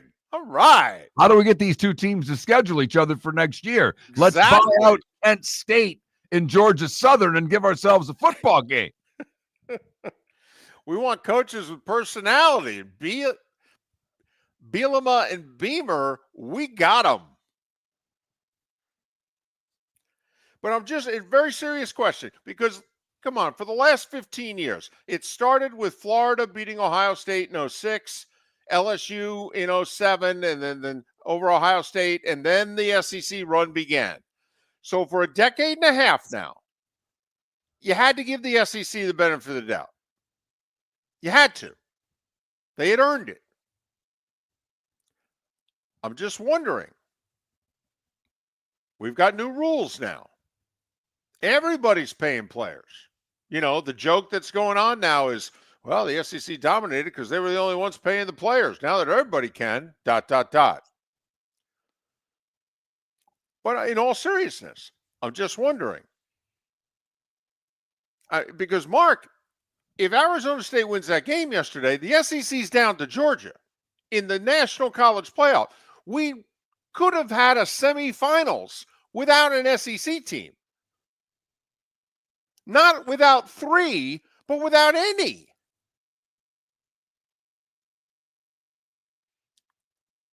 Has it changed? For this moment in time, it has, but I don't think, I think this is a snapshot, not a look ahead. So you don't think in late August of this year, as we're previewing and talking about and what have you, that the SEC is starting out as a conference even with the Big Ten? You think they're still starting out ahead of them? I do. The gap has been narrowed, and people will be wondering about the SEC's dominance heading into the 2025 season. But I think when you look at AP and coaches poll rankings, it will look largely the same as it did heading into this year. It will be dominated by the SEC. Do you think, though, they've been brought down a notch? Because then also, in a way, this helps the Big 12 and the ACC. Well, first off, the ACC has done nothing to help themselves. What are they, 1-9 in bowl games? It's not good. So let's just throw the ACC out. They haven't done anything to warrant being put on the same level as even the Big 12 right now. Big 12 showed up yesterday. Well, the Big 12 is Iowa State, BYU. Granted, they played another Big 12 team. But, yeah, I mean, top of the Big 12 showing up. The ACC, Clemson showed up for a half, maybe a little bit longer than that.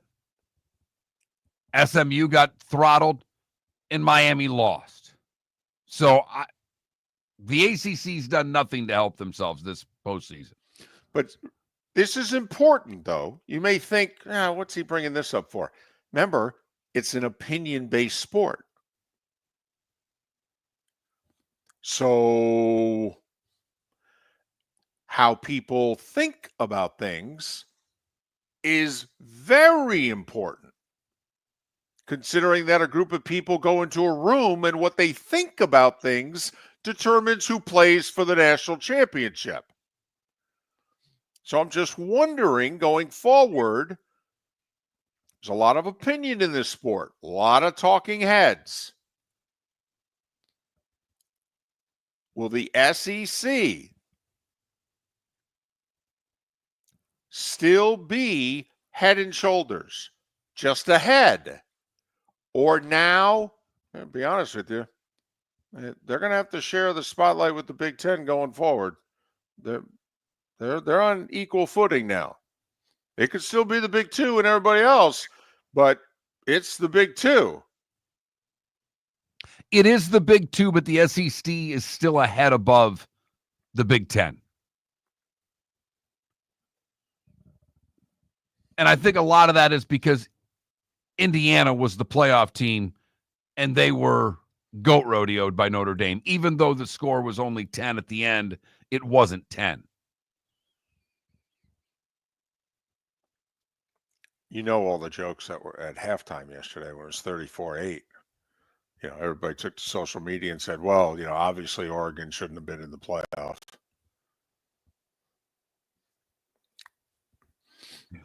Too soon? That was over before it started. Woo-hoo. Minute into the game. It was over before ESPN put the game on ESPN. Golly.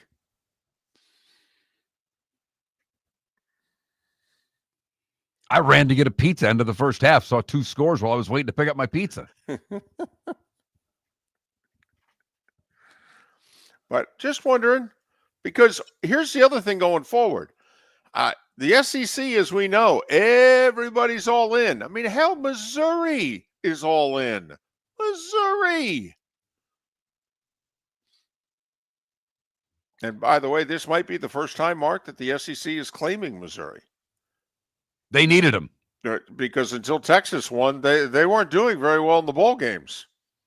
And by not very well, I mean, well, Missouri was their only win until New Year's Eve LSU beat Baylor.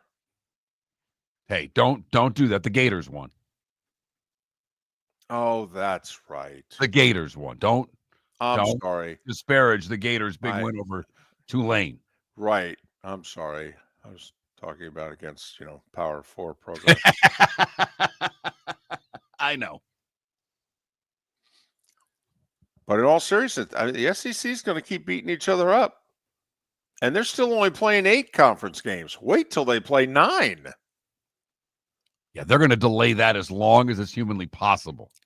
Well, ESPN doesn't have the money to give them any more. So why should they? Right. And if I'm Sankey, who's been in favor of 9 conference games, hell, he saw what happened to his conference this year. He's going to be like, well, I might have to change my tune on that. We'll definitely eat each other up. Because it's the same schedule next year. It's just flipped home and road. Right. Not like Florida's schedule got any easier in 2025. No. Not like the Dogs' schedule got any easier in 2025. Texas, however, they'll just play a couple of tough games. You know what's interesting? Do you know who opens up against one another next year? Texas and Ohio State. How cool is that? They're going to play a national semi, and then they're going to open up next season against one another. Think anybody will be interested in that? Arch Manning? I don't know where that game is either. I think it's at the Shoe. Don't quote me, but I thought it was. I'm taking a guess here. I got two choices. Well, or neutral site. That's why. That's true. I guess it could be. I mean, the SEC is involved. It could always be in Vegas, but although maybe that's reserved for USC. Yeah, or Atlanta. I mean, come on. Right. Neutral site. I did laugh. They showed a crowd shot, and several times I kept picking the kid up. An Arizona State fan has all Arizona State garb on. He's wearing a Georgia hat. I just thought he figured, they got Texas twice this year. Maybe this will bring the luck that I need. I love they kept going back to the two guys. Okay, one guy's white, one guy's black, one guy's rooting for Arizona State, the other guy's rooting for Texas. Okay, they kept going back to the two of them. Those two became friends by the fourth quarter, man. They were having a great time watching the game.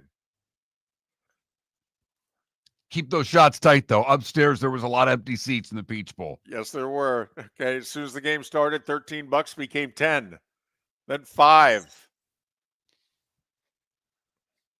Come on now.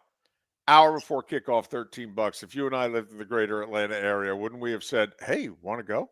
I would have been outside the stadium on StubHub or Vivid Seats or whatever one I wanted to, going, all right, they're going down, boys. Been like Aykroyd and Eddie Murray and trading places. We're just waiting for that price at the right thing to buy the tickets. Miller and Moulton. So a lot of fallout, officiating and otherwise, from the two quarterfinals. Is everybody offended that I keep referring to them as the quarterfinals? My wife finally said to me, okay, what is this game? I go, it's a quarterfinal. She goes, but they have a name for it. I go, well, they call it the Rose Bowl. She goes, so which is it? A bowl game or a quarterfinal? Yes. And that's what I said. And she goes, now see, that's confusing. You were at a bowl game yesterday. What was that? I said, that was the Sun Bowl. She goes, was that a quarterfinal? I go, no. She goes, how do you keep track of this? So that's a dadgum good point, honey. Well, because we've got to keep this bowl system propped up. That's there why. You go. I got into that whole discussion with her, too. She's like, this is stupid. I said, yes, it is. But it's not for the little guy that plays in the game. Their fans are still interested, David. That's what amazes me. The little bowl games still attract the fans. Visit Jason and Todd at the Diamond District. A new year is here, and with it comes new beginnings and new opportunities. At the Diamond District, Jason and Todd are inspired by the possibilities ahead. Whether you're celebrating a new love, renewing a commitment, or making a milestone, make it magical with a diamond from the Diamond District. Jason and Todd look forward to shaking your hand and welcoming you to our Diamond District family. At the Diamond District. The Cape Coral Police Department is growing. They are currently looking for police officers and are offering a $10,000 signing bonus to newly hired officers. If you desire a career in law enforcement, or if you are already in law enforcement and thinking about making a move to a better agency, think Cape Coral Police Department. If you're looking for a police department that is committed to excellence, that invests in the highest level of training, state-of-the-art equipment, and some of the highest compensation in all of Southwest Florida, then the Cape Coral Police Department is for you. Visit capecops.com. That's capecops.com. Do you have a sleep problem but don't want to wear a CPAP mask? This is Mark Miller for Sleep Treatment Direct. The mask wasn't working for me, and I didn't think I had an alternative. I do. We all do. They have such simple alternatives with greater success than the mask. Visit sleeptreatmentdirect.com.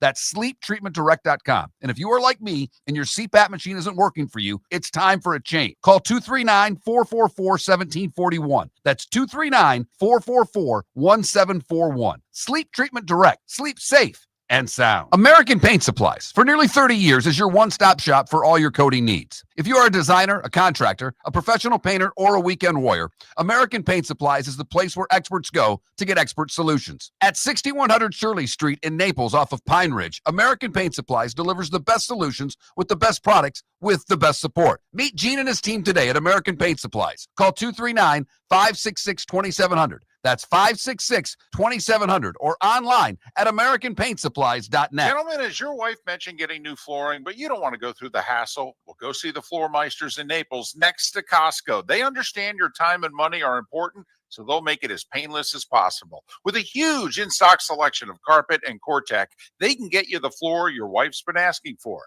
They carry wood, vinyl, carpet, and tile. If you do it yourself, no problem. They can handle that as well. So go see TJ at the Floor Meisters and tell them, just keeping it real. Mark Miller for Molly Maid. Why Molly Maid, you ask? Trust. Moulton was a customer for 15 years. Affordability. Didn't I just say Moulton was a customer for 15 years? Worry-free services. Our professional house cleaners are fully insured and a 24-hour warranty. Call Molly Maids today at 239-774-5839. That's 239-774-5839 or online at mollymaid.com/FTMYERS. That's mollymaid.com/FTMYERS. This is Miller and Moulton.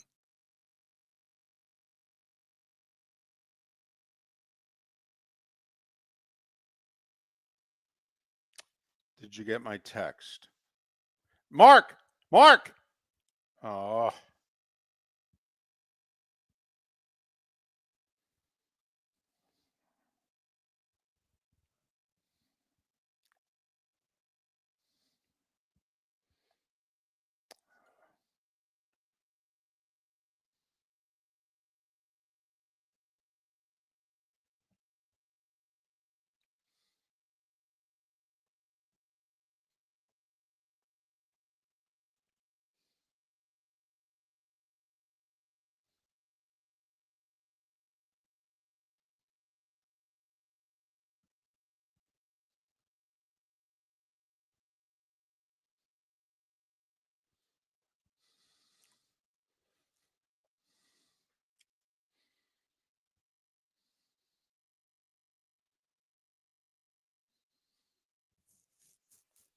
Yeah, but Grizz, I will say there were not a ton of Washington and Louisville fans there.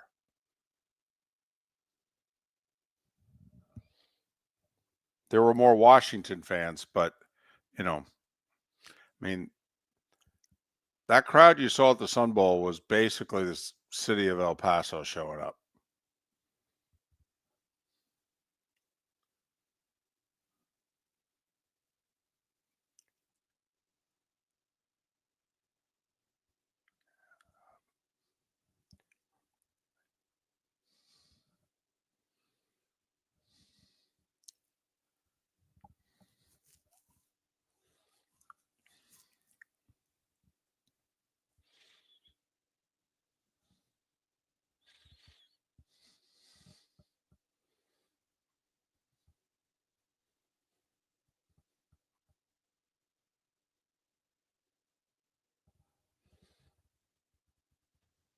Yeah. Roy doesn't have his link. Oh.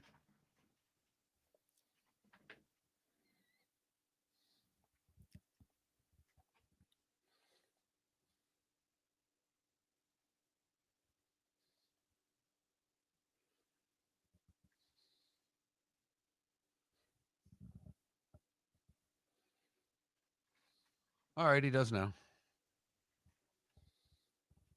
And I just sent you 2 texts that were meant for him. So my bad. Okay. There are 42 bowl games.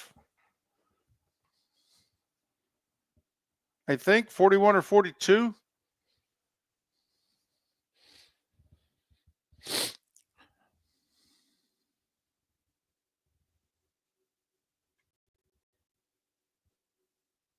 Oh, there's no doubt. And not only that, they get a network, they get a 4-hour infomercial. Yeah.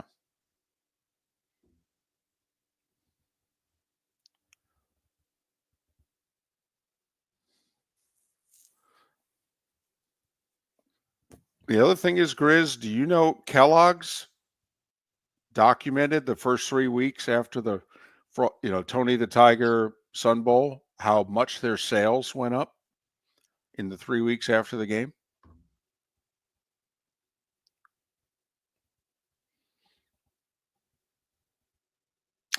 Only my first day. There's actually a very nice hotel downtown.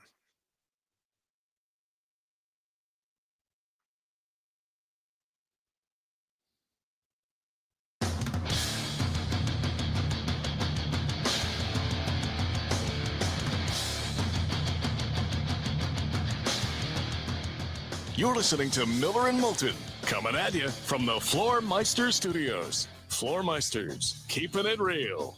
And now, here's Mark Miller and David Moulton. Halfway home on this first show of the new year, at least the first live show, that is.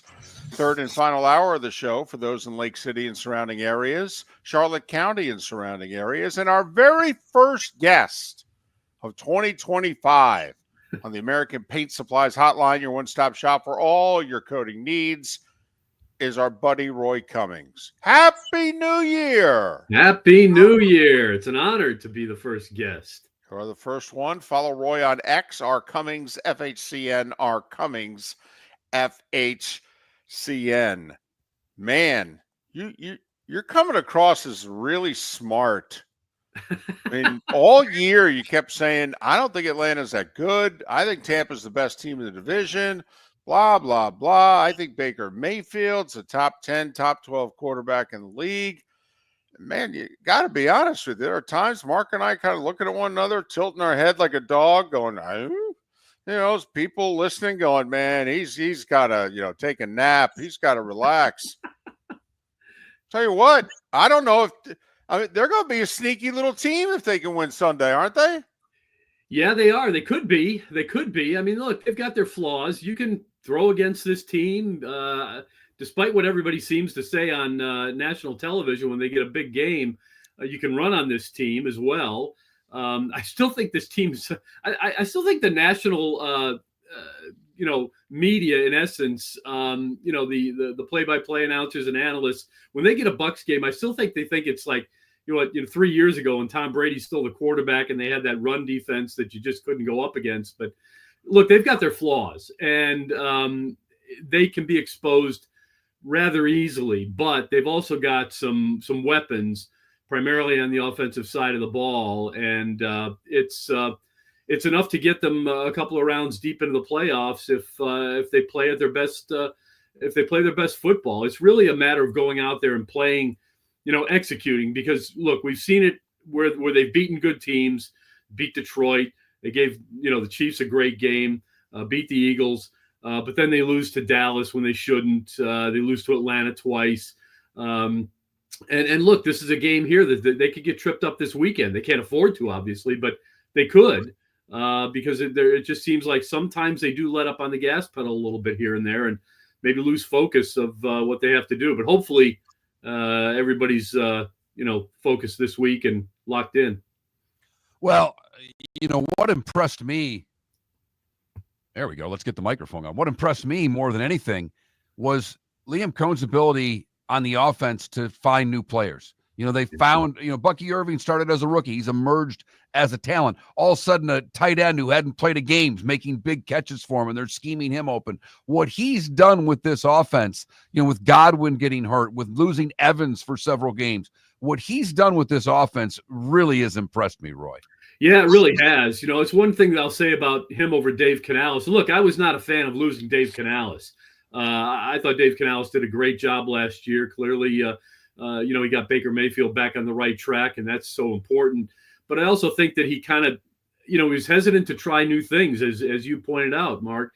And Liam Cohen's not. Maybe it's because he's got a background in college where you have to try a lot of different things because, the roster's changing over more often.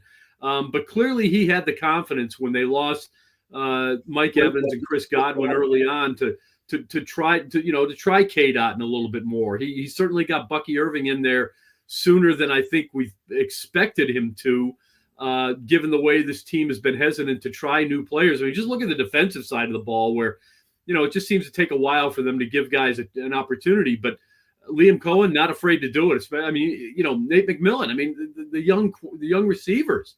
There's another example. And they're deep into their tight end core now.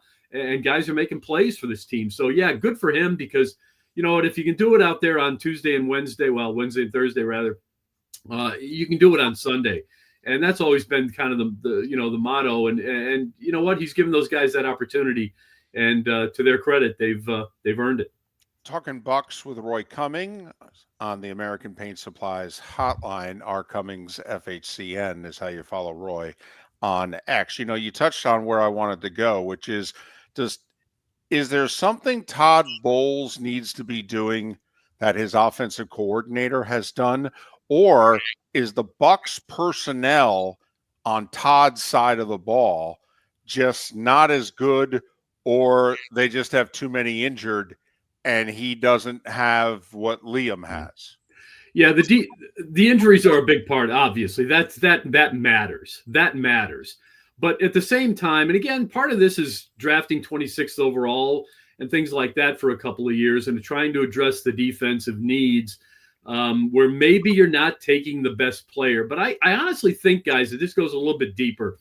You know, back in the day, when Monty Kiffin was running the defense, Rich McKay was the general manager here. Tony Dungy was the head coach. They knew exactly what kind of player they had to have at every position. Like when they drafted Barrett Ruud, when they drafted Levante David, they knew exactly what kind of player fit that scheme. I'm not sure that the Bucs really know exactly what kind of player fits the scheme for Todd Bowles, because there is so much blitzing. And maybe it's also a matter of, well, because you do blitz so much, your defensive front, your front three as it is, or front four sometimes, maybe it doesn't have to be as dominant. Maybe you don't need that legitimate, you know, edge rusher. If you get a linebacker who does that, maybe you know, that's the way to go. And maybe that has something to do with it. But I think that there needs to be some kind of a marriage there between the scheme that they run and the traditional edge rusher, because, you know, they're basically rushing linebackers. And sometimes those guys are great, but sometimes they're just really good. And I think at best the Bucs have really good rush linebackers here. And I mean, I still think Levante David's as good as they've got. And so I think that part of it is that, you know, they don't lean so much on an edge rusher, you know, like a TJ Watt type necessarily, or a Simeon Rice type, to go back a few years into the Bucs, you know, history.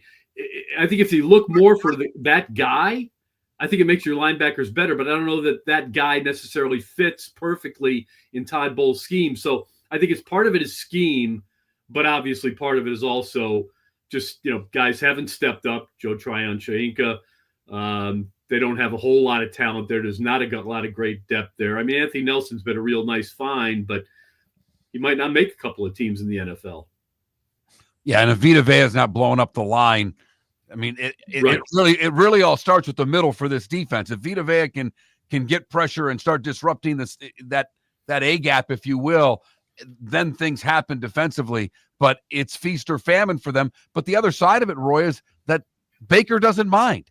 He doesn't care if he's in a 2017 game or a 34-30 game. The offense doesn't seem to mind what the defense dictates the game style is going to be for them. No, I think he almost relishes that opportunity to go out there and be the hero. You look, a lot of quarterbacks are like that. That's a real good point. A lot of quarterbacks will look and say, well, look what I was left with. I mean, not that he ever said it, but Jameis Winston, you know, was always forced to have to come back because his defense could not hold a lead. That's one of the, in my opinion, 33% of the picks on Jameis Winston were because he was forced into situations that most quarterbacks are not forced into, always having to come back and try to, you know, capture back that lead that the defense blew. Baker Mayfield's just better at that. He's better at that than a lot of quarterbacks. He doesn't seem to, I don't think he thinks at all about what the defense does. He's just got his foot on the pedal all the way to the metal, and he is ready to go out there and play whatever game needs to be played. And that's a great point. I don't think he's flustered at all by that. In fact, I think he welcomes the opportunity. Shaq Barrett going to play this week? I wouldn't be surprised. Look, he's a guy, you know, he's always been effective. Look, he just, you know, he wins off of speed and smarts. And you lose speed, but it's only been a year, so he's got the smarts. Look, can he be any worse than Joe Tryon-Shoyinka? Can he be any worse than, J.J. Russell? Look, with the guys who were hurt, why not give him a try? And if he looks good and look, Todd Bowles has already said he's run pretty well in practice, looks pretty good. I mean, the scheme hasn't changed. He's going to know what to do out there. It's going to be pretty. It's muscle memory. Should come back to him pretty quickly. So I say why not give him a try, because he could end up being your best rusher. Roy, why do you think the run game improved so much? It can't just be Bucky Irving. I mean, they added the center. That was a nice touch, but the line's very similar to what it was a year ago. They couldn't run the football. This year, they're one of the best running teams in the league. Yeah, a couple of things there. Number one, they got out of that tunnel that they ran in a year ago. Dave Canales got so married to this tunnel between the guards, not just the tackles, but between the guards for Rachaad White. They got out of that tunnel. They expanded where the running backs are looking. They threw in a couple of real nice curveballs too. They'll block left, and the running back will run right. They really, and look, I just think Rachaad White developed a little bit more, and Bucky Irving came on the scene and really developed in a hurry. They both have great vision. And I don't think a year ago, or certainly 2 years ago, the team allowed those guys to rely on their vision. Now they rely on their vision. They don't just follow the play necessarily. They're allowed to look for that hole. I think they always were, but maybe they just weren't confident enough to do it. But it's a couple of different things. The biggest thing, though, to me is they opened up the playbook and they allowed some outside runs. I think they realized that running off of that all-pro at left tackle is not a bad idea. When you've got guys who can, break tackles in open space. And certainly that's what the top two running backs can do. Both of them are really good at breaking tackles in open space. All right, got about 20 seconds here. If they were to lose, this would be like one of the 5 worst losses in franchise history, wouldn't it? Yeah, it would. But, I was thinking about that just before we came on. If they do lose and miss the playoffs, it's to me, it's not a disaster, because not a lot of people thought they would get here. I still think they're good enough, and I think they're good enough to go a couple of rounds. I don't think they're good enough to get to the Super Bowl. I really don't. But they could, depending on the matchup. So it's going to be tough. But also, you've had a lot of injuries. You are kind of up against it. You're in a situation where you've got to win this week to get in. And you know what? It's the NFL. If it doesn't happen, you learn from it and move on. I wouldn't make a whole lot of changes as a result. Roy Cummings covering the Bucs for us. Follow him on X, R Cummings FHCN, R Cummings FHCN. Roy, once again, a belated Happy New Year. Thanks for your time. Happy New Year, guys. Thanks for having me. I appreciate We'll be it. talking next week. Hopefully we're previewing a playoff game. Roy Cummings joining us on the American Paint Supplies hotline here on Miller and Moulton.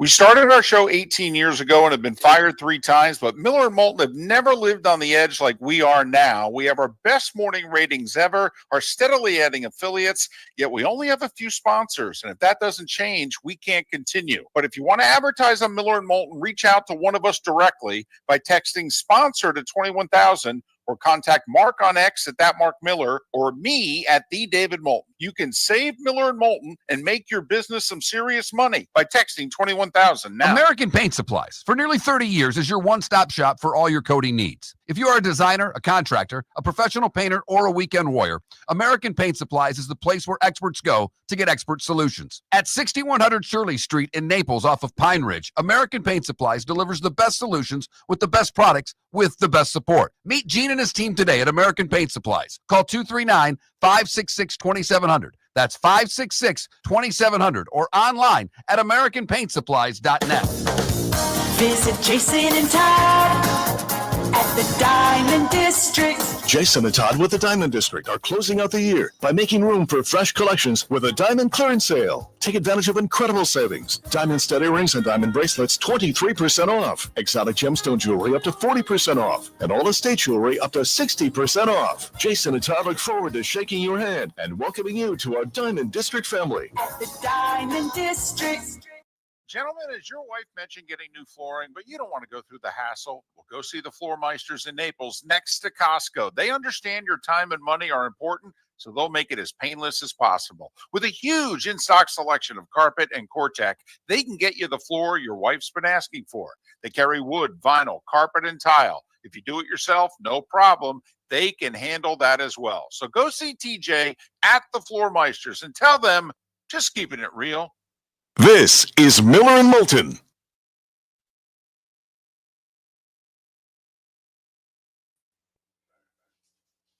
safe.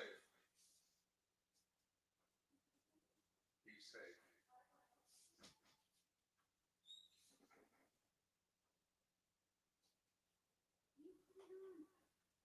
I said I'd put it on.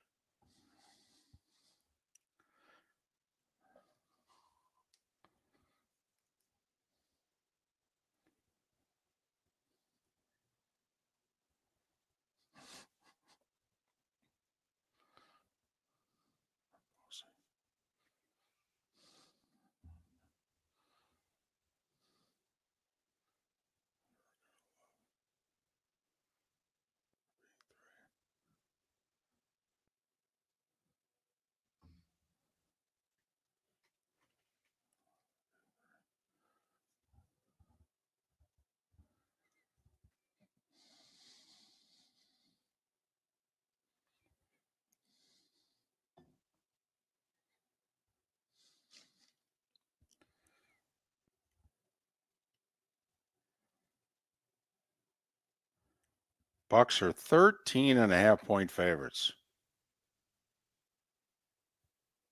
Denver, 10.5 on ESPN Bet.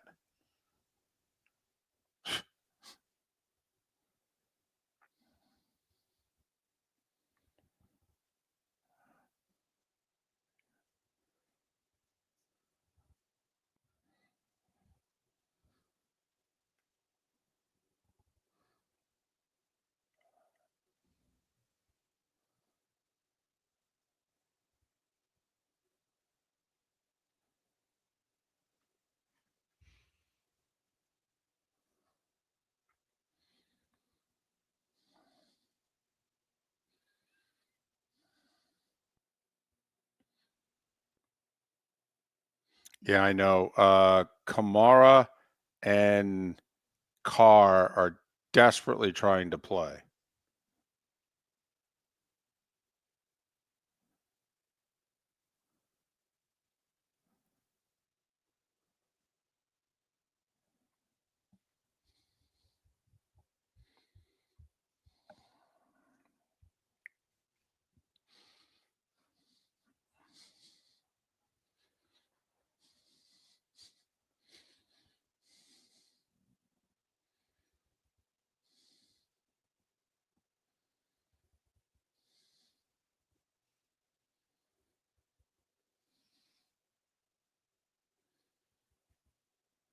It was early New Year's Eve. My wife broke out this, one of her coworkers gave her this drink called coquito, I believe is how you pronounce it. I could be off on the pronunciation, but it's a Cuban or I guess Puerto Rican eggnog, if you will, with rum. And I text Philly. I didn't know if it was Cuban or Puerto Rican. I'm like, having this drink. Have you heard of it? I get the all caps, of course. It's a regular in the Alvarez household this time of year. And he sends a picture with a bottle of it from the fridge. I'm like, that a boy.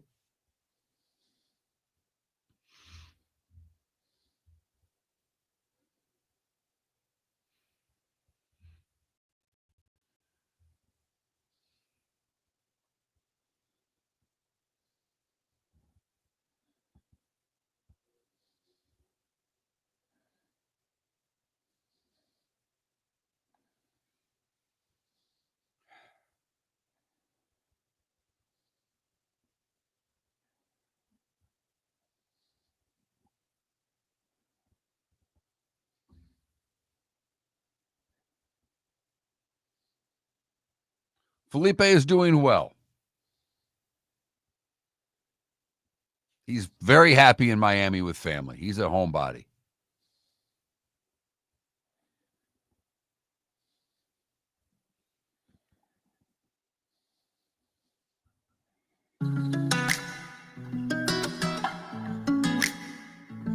Welcome back to Miller and Moulton. Text the guys what's in your mind at 21,000. That's 21000. And now, here's David Moulton. 21 minutes past the hour. Thanks so much for being with us. Happy New Year, belatedly, from Miller and Moulton, millerandmoulton.com, Miller_Moulton on X. I can tell you with all sincerity that David is already really sick of saying Happy New Year. He's worn out. Here we are, 8:21 on our first show of the new year, and I don't know if you caught Happy New Year. So I cannot wait for every guest to come on the show and say Happy New Year. And JP will have a happy, although JP could be as cynical about it as you are. You're done by about the second or third saying Happy New Year. Well, part of the problem is I've been saying Happy New Year now all week, traveling on the 29th, and then, to all the airline and hotel people. Then the 30th, Monday Night Football, everybody at the stadium, all the crew. Okay, then the Sun Bowl, the same deal, and on the airline. I will say, by the way, man, we got treated on our flight yesterday from El Paso to Atlanta like it was a private plane. They were in a phenomenal mood. One of the flight attendants walked up and down the aisle. It was a 2.5 hour flight. The whole flight with a pot of coffee. Anybody want more coffee? Coffee. Okay. I'm like, usually it's one time through, man. Order what you want. That's it. That's all you get. I mean, wow. I mean, we didn't get this kind of service on Air Aikman, for goodness sake. And he was great. Had sandwiches and food and drink. It was lovely. Did you have your first? Had you had an 8 yet? Did you have an 8? Yes, I had 8 before. Although this was the first one I had in bottles. Okay, I'd had it on draft before, but yes, Air Aikman was kind of nice.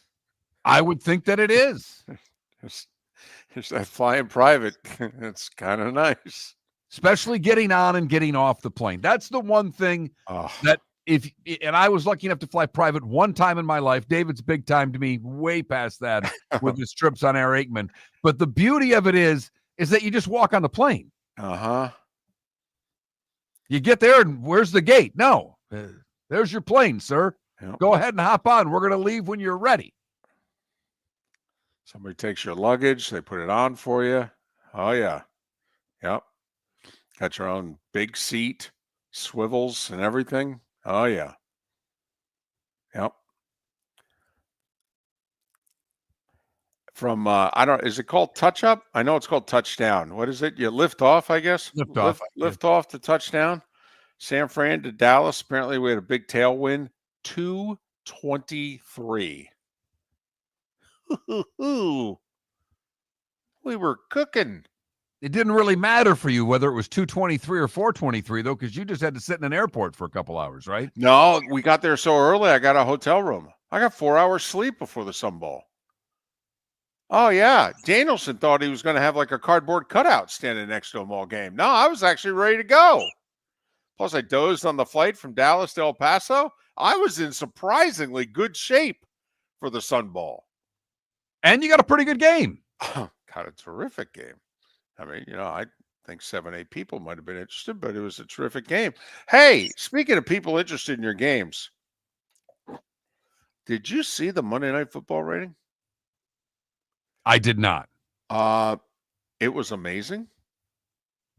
It was one of the 5 highest rated Monday Night Football games since ESPN reacquired the franchise in 2006.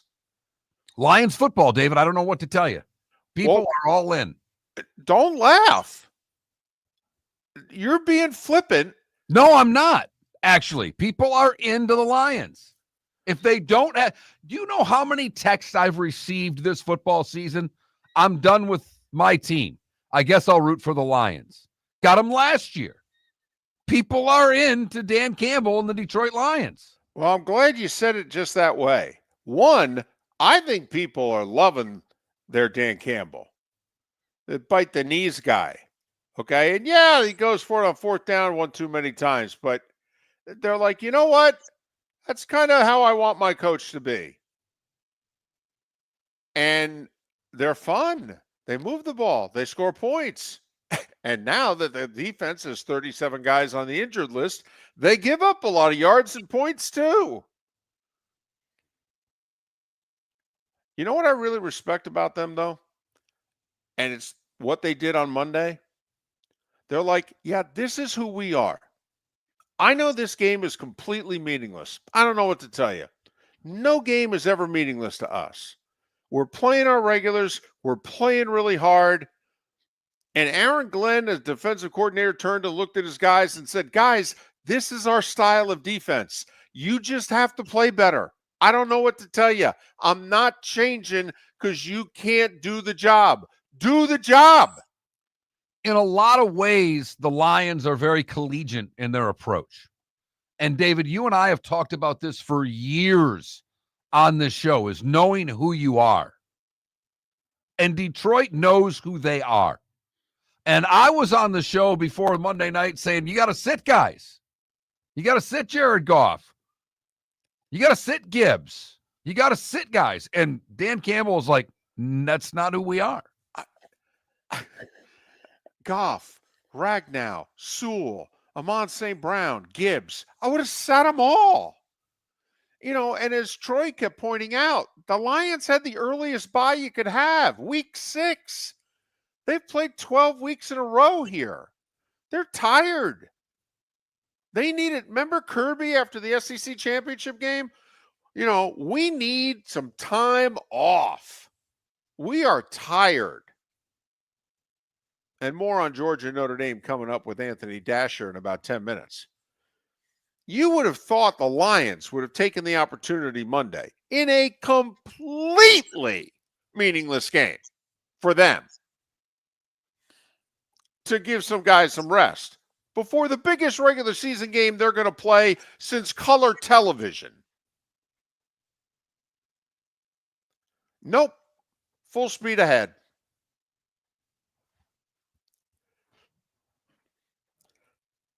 Listen. And to your earlier point, David, there's not a sports fan out there in any sport that doesn't want his team to play with the desire that the Lions get through their head coach.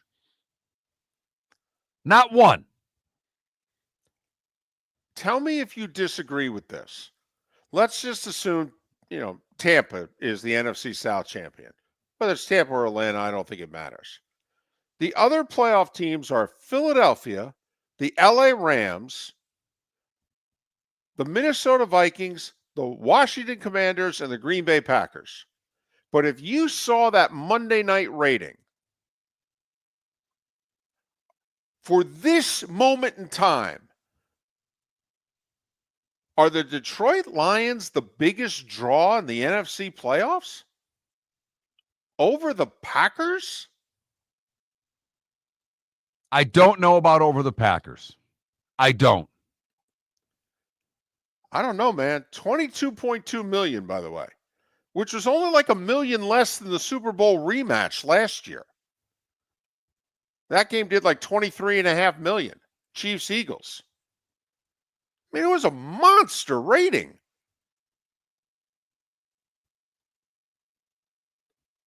Are the Lions the biggest draw in the NFC right now?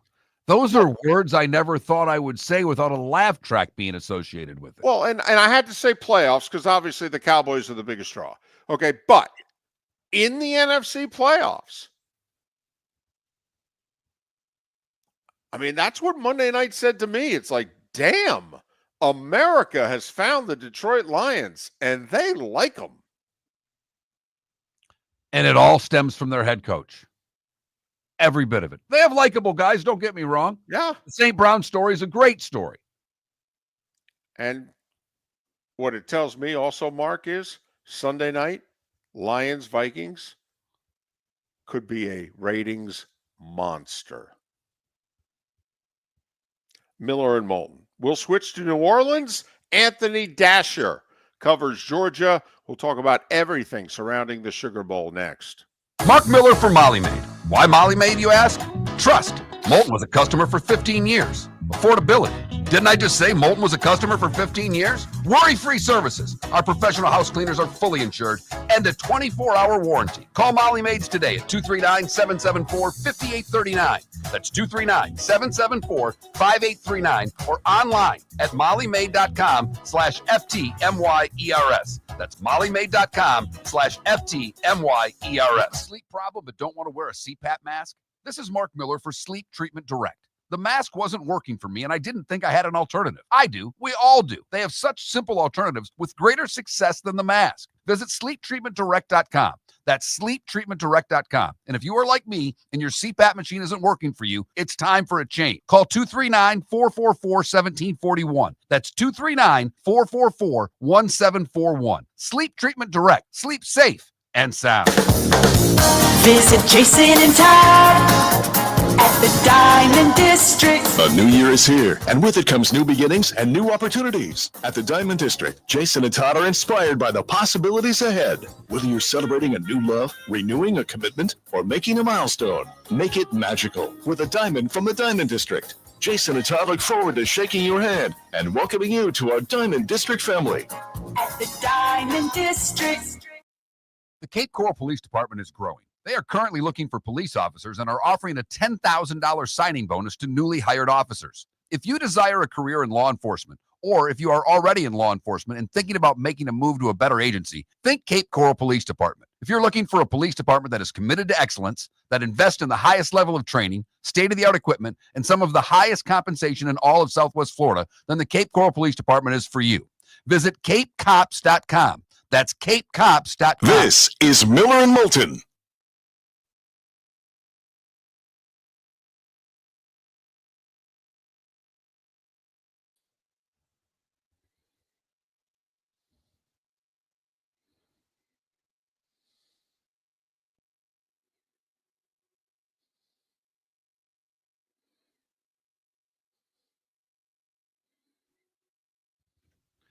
Larry, I got to tell you, your narrative on LeBron doesn't work. LeBron's never been a load management guy.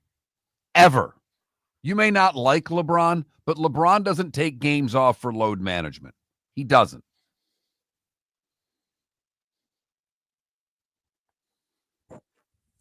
He's played more games than any player in league history.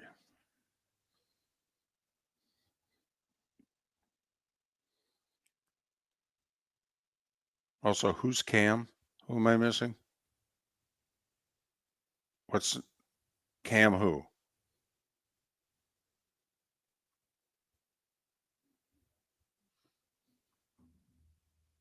Because Scattaboo could be a lion. Oh, Cam Ward. Cam Ward. Got it. Sorry, I was thinking pros.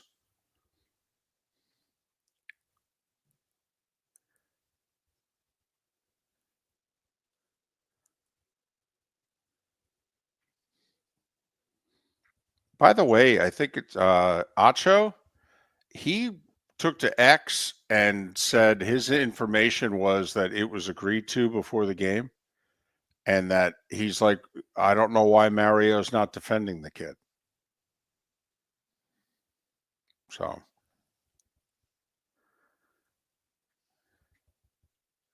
yeah, DC, I can assure you the Lions secondary is worried about the Vikings wide receivers. I can assure you.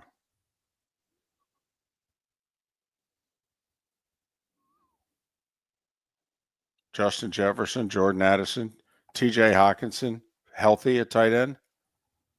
I can assure you they're concerned. They got problems.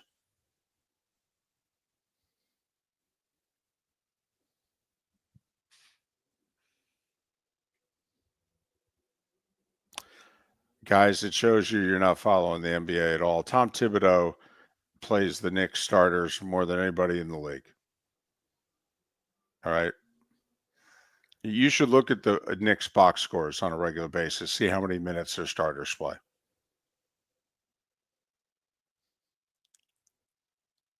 And the Knicks players take no nights off unless they're hurt. Yeah, Irish football, they fired him yesterday. Apparently, the Tennessee defensive coordinator is going to leave to go to Clemson. That's interesting. Also, Dabo making a coaching fire is interesting. He doesn't do that much. Oh, DC, I doubt they can last the full 60 minutes, but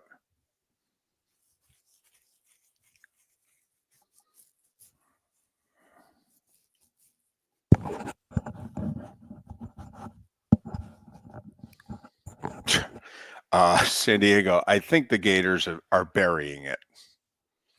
They're undefeated and 6th in the country. And it doesn't benefit this AD to have that investigation.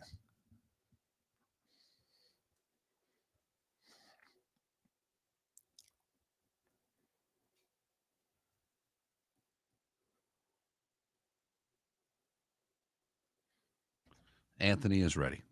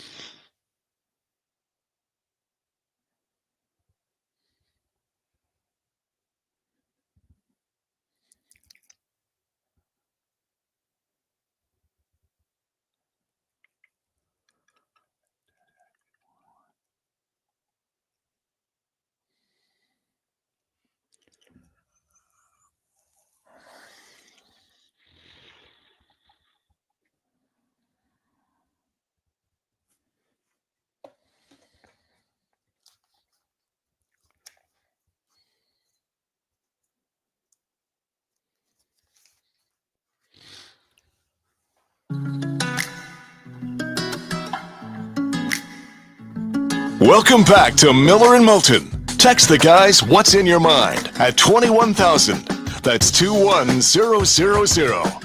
And now, here's David Moulton. 22 minutes until the top of the hour. JP Shadrick to join us at the top of the hour. He's calling the Gator Bowl tonight. Duke and Ole Miss. He's calling Browns and Ravens for Westwood 1 on Saturday. Talk a little college and pro football with JP Shadrick coming up at the top of the hour. But joining us now, Anthony Dasher. He covers the Dogs from Georgia for UGAsports.com. You can follow Anthony on X at Anthony Dasher1, DASHER1. And Anthony joins us on the American Paint Supplies Hotline, your one-stop shop for all your coating needs. Anthony, thanks for getting up and doing this with us. David and Mark on the other end. How are you? Doing pretty good. Anthony, we'll get to the game in a few moments. First off, where were you Tuesday night? Well, Tuesday night, since I'm getting old and decrepit, I was back in my hotel room. But around, I'm not even sure what time it was. I'm on the 9th floor of the Sheraton at the Media Hotel, which ironically is right across the street. If you're familiar with New Orleans, off Canal Street, right across the street from the team hotel where Georgia is staying. Started hearing a lot of sirens. And I don't think anything of it. I mean, you're in a major city, you hear sirens, all the time in the middle of the night. Gosh, I guess about 7 o'clock, my phone started blowing up with text like, "You okay? What's going on? Are you okay?" I'm like, I don't know what the hell, what's going on around here. So I look and see, and man, that's just kind of really just hits in the face of an actual terrorist attack in New Orleans. So it's been surreal. I mean, God, just pray for the families of 15 folks that have lost their lives, and 35 folks still in the hospital, including a UGA co-ed was severely injured in this thing. So really kind of makes you reassess some things. You hear about the stuff happening all over the country, all over the world. You never expect it's going to be where you're at, or affect you in some way. But man, it's hard to explain. It's just been surreal. I walked out yesterday morning to run, walk, go get some coffee. It was just the eeriest feeling. But, but walking around last night and just seeing how people have really just supported the local responders. I mean, the local restaurants here about feeding those folks, and seeing just the people around town. I mean, total strange fans from both teams, just showing, total empathy for one another, being kind to one another. That part was good to see. But man, just what a tragedy, what a horrific event, and that's something I never ever dreamed I would kind of be caught in the middle of. No doubt, and obviously our sympathies are with all those families of people that were killed and injured. When yesterday did you start getting the feeling that the game wasn't going to be played? Well, initially we thought it was going to be played, but then around 11 o'clock, they had announced a scheduled press conference, and we got word that the Sugar Bowl would have representatives there. We said, something's going to probably be up with this. Then about noontime, 1 o'clock, we started really hearing there was going to be a postponement, which you totally understand. I mean, I totally get it, why they would want to do that. And then they came on at 1 o'clock local time and announced the game would be postponed. Initially, it was 24 hours. We still didn't know exactly what time the game was going to be played, but then around 4:35, the Sugar Bowl, released official word there would be 3 p.m. Central Time, 4 p.m. Eastern. Anthony Dasher covering the Dogs for UGAsports.com, UGAsports.com. Follow Anthony on X, Anthony Dasher1, Anthony Dasher and the number 1. So how did Kirby and the team handle this? Did they did they have a walkthrough of any kind? Did they literally hang out in their hotels and take the day off? I mean, what did they do? Well, both Notre Dame and Georgia were sequestered in their hotel. They didn't leave their rooms until about, I guess it was 5 o'clock local time, 5 or 6. They did get to go to the Superdome and have another walkthrough. So they were able to get out and stretch their legs a little bit, just to kind of just to get out of the hotel for a few minutes. So they did that, got back to the rooms last night, and we'll be going back over here to the Superdome before too long. Did you hear from or able to talk to any Georgia fans? I mean, logistically, this is tough on the fan bases who, my guess is, were planning on going home today. Yeah, it was a logistical nightmare for a lot of people. Have to reschedule, hotel rooms, which isn't always easy. And they say reschedule flights, that sort of thing. But we do know some people, fans from both sides, who decided, they weren't going to stick around. Some of them, those still, and again, rightfully so, fearful of what might happen. But I think in the majority of people, did stay. And again, just people, and just like I'm saying right now, people have just been in shock more than anything else over what has happened. But some left, but I think the majority of folks they were able to get everything changed or staying for the game.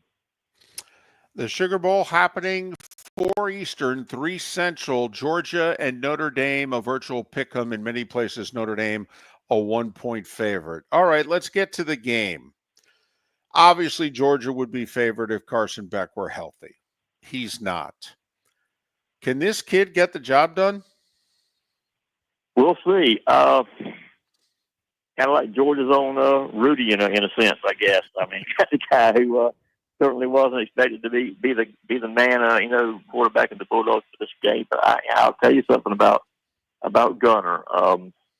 As we saw in the SEC championship, the players, they love him. They will do whatever it takes for him to be successful.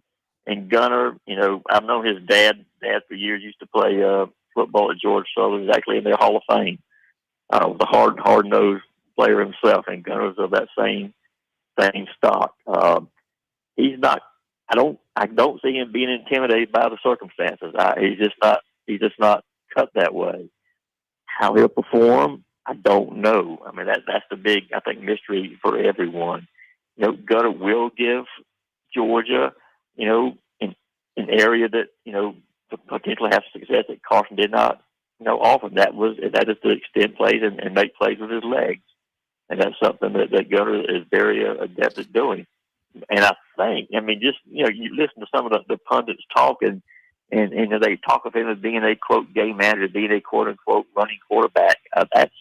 That might be a mistake to assume he's just that, because there was a point when Gunner was playing for Raven County. He was the state of Georgia all-time leading passer. He threw for well over 10,000 yards in his career, and that record just, recently, broken by Juju Lewis of Carrollton here just recently. So he's a guy who can throw the football. We didn't see him have some success in the SEC championship. No, he only threw for 71 yards, but again, he knows all the same plays as Carson Beck. The offense does not change with him in the lineup, with the exception, again, of their ability now. They can call some zone reads with the quarterback. They can, call some different running plays, which, Notre Dame may not be exactly prepared for. So that's going to be the thing to look for. But as far as him going in there and just being all nervous and scared, I don't think that's going to happen. It's just going to be a matter of how he executes.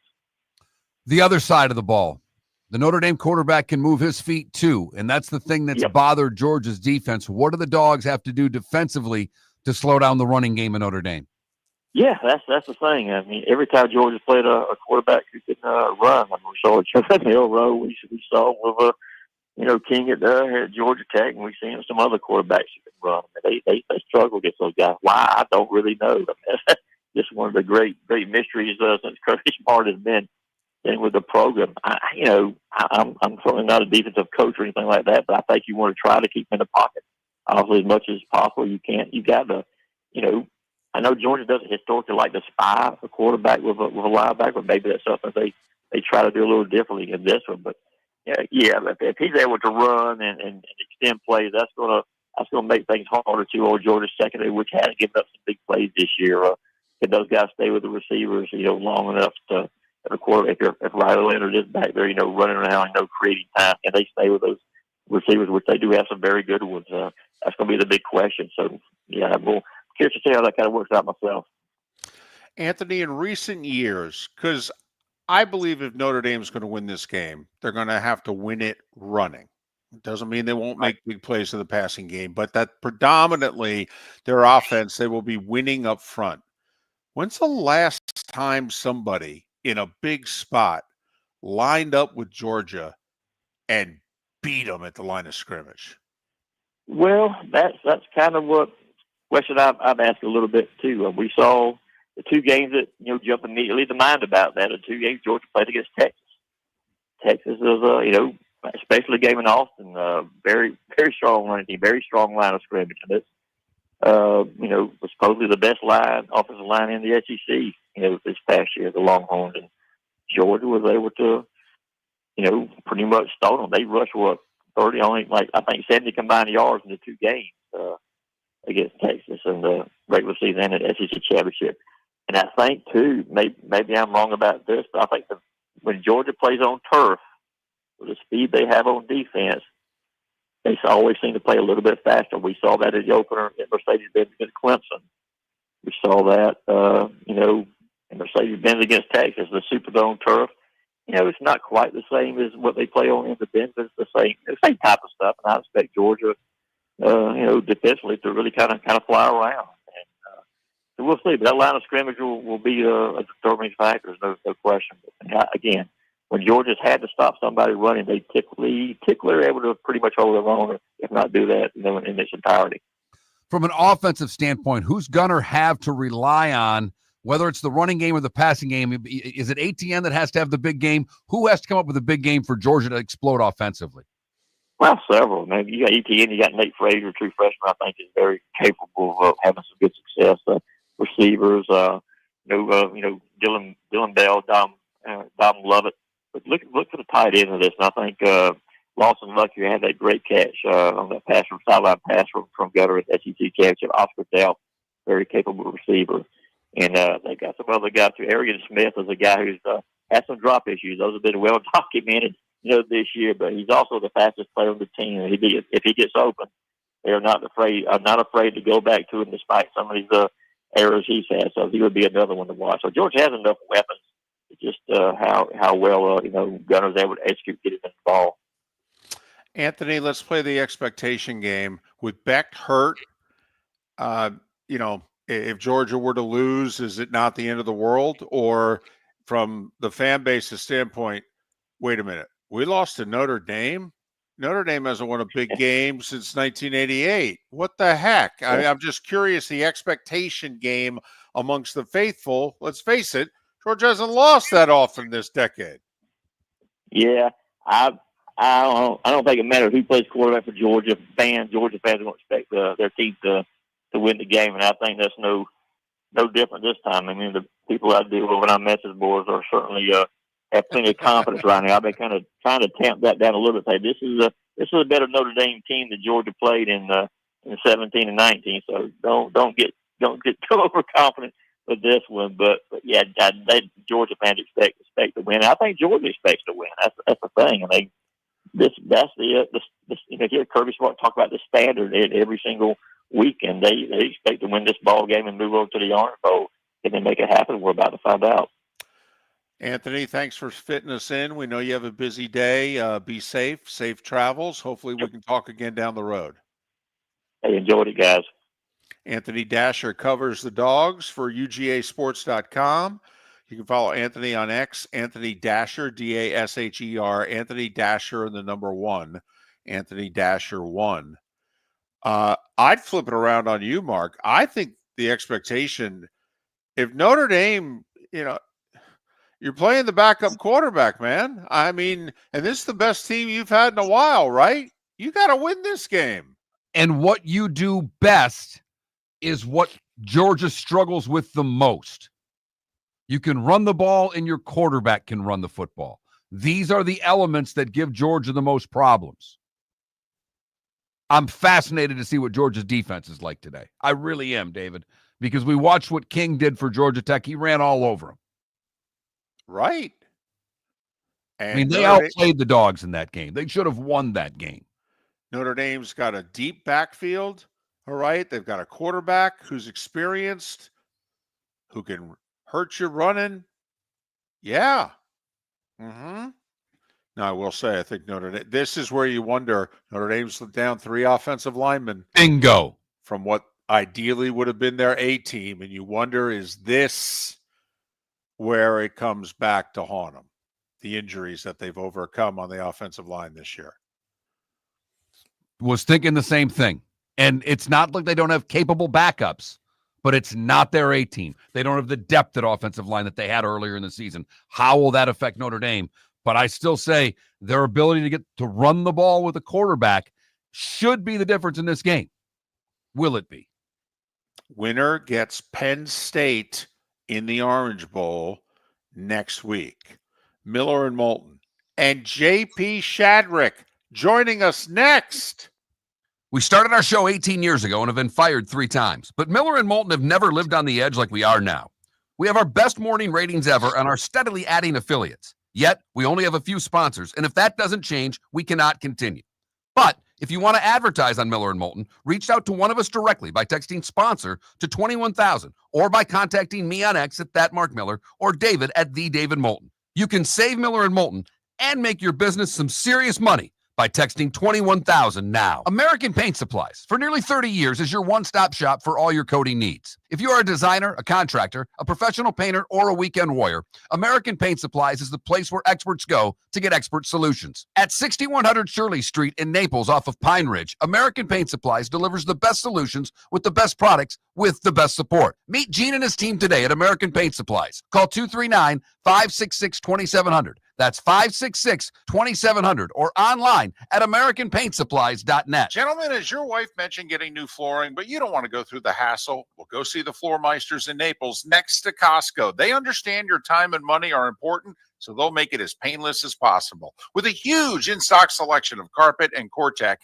they can get you the floor your wife's been asking for. They carry wood, vinyl, carpet, and tile. If you do it yourself, no problem. They can handle that as well. So go see TJ at the Floor Meisters and tell them, just keeping it real.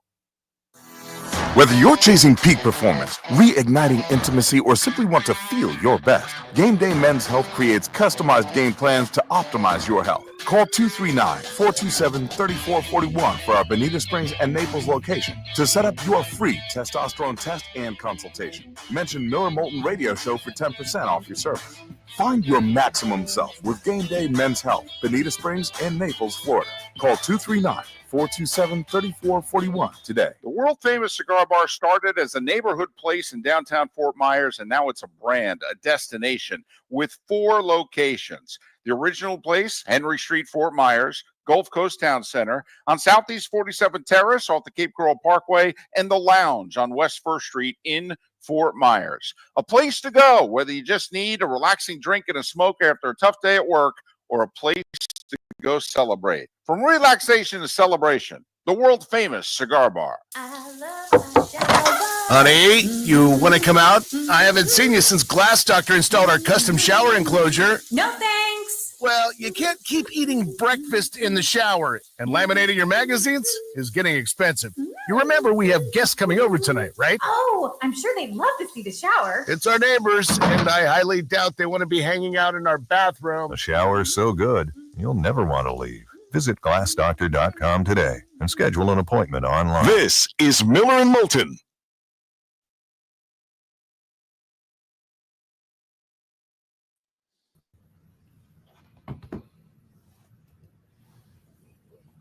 Good morning, JP.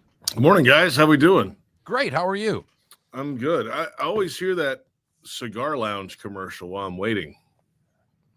It's a good spot. Sounds like a good spot. It is a good spot. Yeah, you would enjoy it. Yeah. Yeah. Are you a liquor guy? Are you a bourbon guy? A tequila guy? Do you have a bourbon? They have a Whiskey Wednesdays where they have all their top shelf whiskeys 20% off. Pretty good. Yeah, not bad. Yeah. Love it. How we feeling, Dave? What's up? What's new? What we got? Football. You're going to like my intro to you. Oh, God. In 4 minutes. Okay. All right. All right. But I'm doing well. Good. How are you? Did you do anything Tuesday night? Went to a friend's house, fire pit for a little bit, and it was nice weather here. It was like 65, 7. You know how it was. It was nice. And then I was home by 11. You know, stayed up to watch the ball drop, and then was in bed. That was it. Gotcha. Yep. So was it targeting? He didn't lower his head, did he? No, but he doesn't have to. Okay. Well, then it's targeting. Did he launch? No, but you don't have to. Just head to head. Forcible contact to the head or neck area. Okay. Okay. Mm-hmm. Of a defenseless receiver. And then in that case, and first contact was helmet to helmet.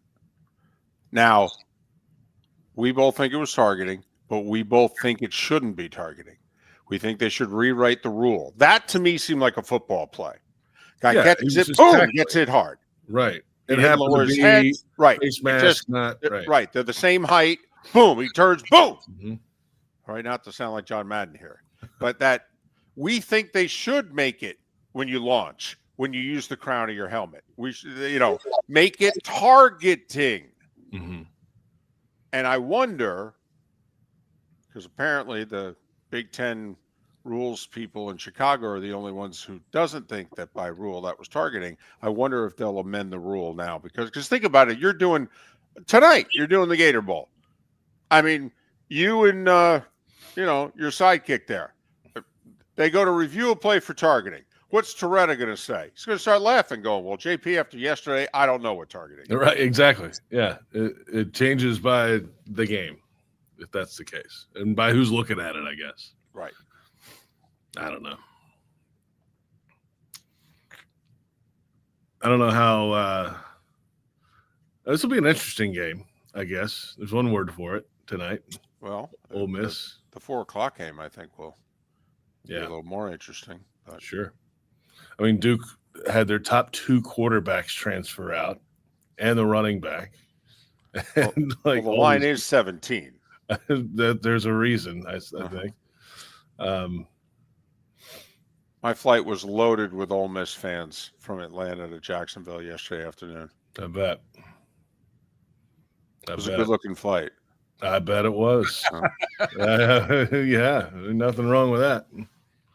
I know they're not in the league of Ole Miss, but I've got to say Texas looks like it would be pretty good scenery. That when they show the crowd shots of Texas games, the folks that go to Texas games seem to be better looking than other fans. It's not Ole Miss. I get it. Nothing's Ole Miss. No, nothing is. Georgia's competes.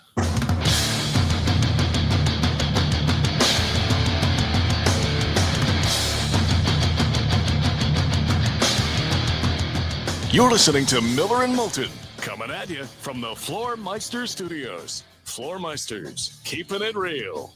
And now, here's Mark Miller and David Moulton.